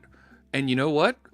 That repository, if you guys want to tinker with this, is wide open out here. Fritz Rundown, if you want to go out here and take a look and tinker with those settings. We do add the runtime store, though, here. Ah, okay. So if you want to tinker with some of that layout, if you want to put a gradient on this, change the font, make it look a little bit better, I encourage you to take a shot at that, make it look and feel better, cooler. I don't know. But thank you everybody who's stuck around all day today. I really appreciate it. Glenn, I know I've got to have you on and do a full interview here and go through and pair program together for a bit. Perhaps this is an old base image that needs to be updated if I pulled ASP.NET Core a while ago and then updated. Let's look at it offline. All right, let's do that. But thanks everybody for hanging out. I really appreciate it. We've gotten a lot done here. If you have any questions offline, something comes up you want to make sure I hit next time, go into the Fritz live stream repository here, create an issue. Just dump in your question here, and we'll be sure to answer that question, including things like, where is Snover when I need him? I don't know if I'm actually going to get to that, but hey, we'll do that. And I still have Glenn's comment here, I need an outro. I did download some music, and I was trying to put something together, but not quite there yet. But I'll export this over to YouTube. If you missed any part of it, you'll be able to view the whole video over there, and I'll have a wrap-up on the blog a little bit later today. Thank you so much, everybody. I can't say that enough. I really appreciate it. And I'm not sure if I'm going to be streaming tomorrow morning. We'll probably be doing that for a little bit. And definitely Saturday morning we'll be streaming. We'll try and trim up that logo, that bar a little bit and make that just a little bit cleaner. I think we also want to do, see if we can make it a little bit more configuration driven, how you get information loaded into these. So, and at some point we got to figure out how to unit test this. That's got to be something that's got to be possible. What happens if maybe I need to have a dummy stream. I don't know. I'll try and get out of bed before 10 a.m. and see more of it. Yeah, there you go. Thanks a lot, sir. A lot of progress. Yeah, we did make a lot of Wait a sec. Is that a pun, Bruno? A lot of progress because we worked on a progress bar? I get it. So, thanks a lot, everybody. I'll have those updates a little bit later today. I'll see you next time, probably tomorrow morning, 10 a.m. East Coast time. We'll see you then.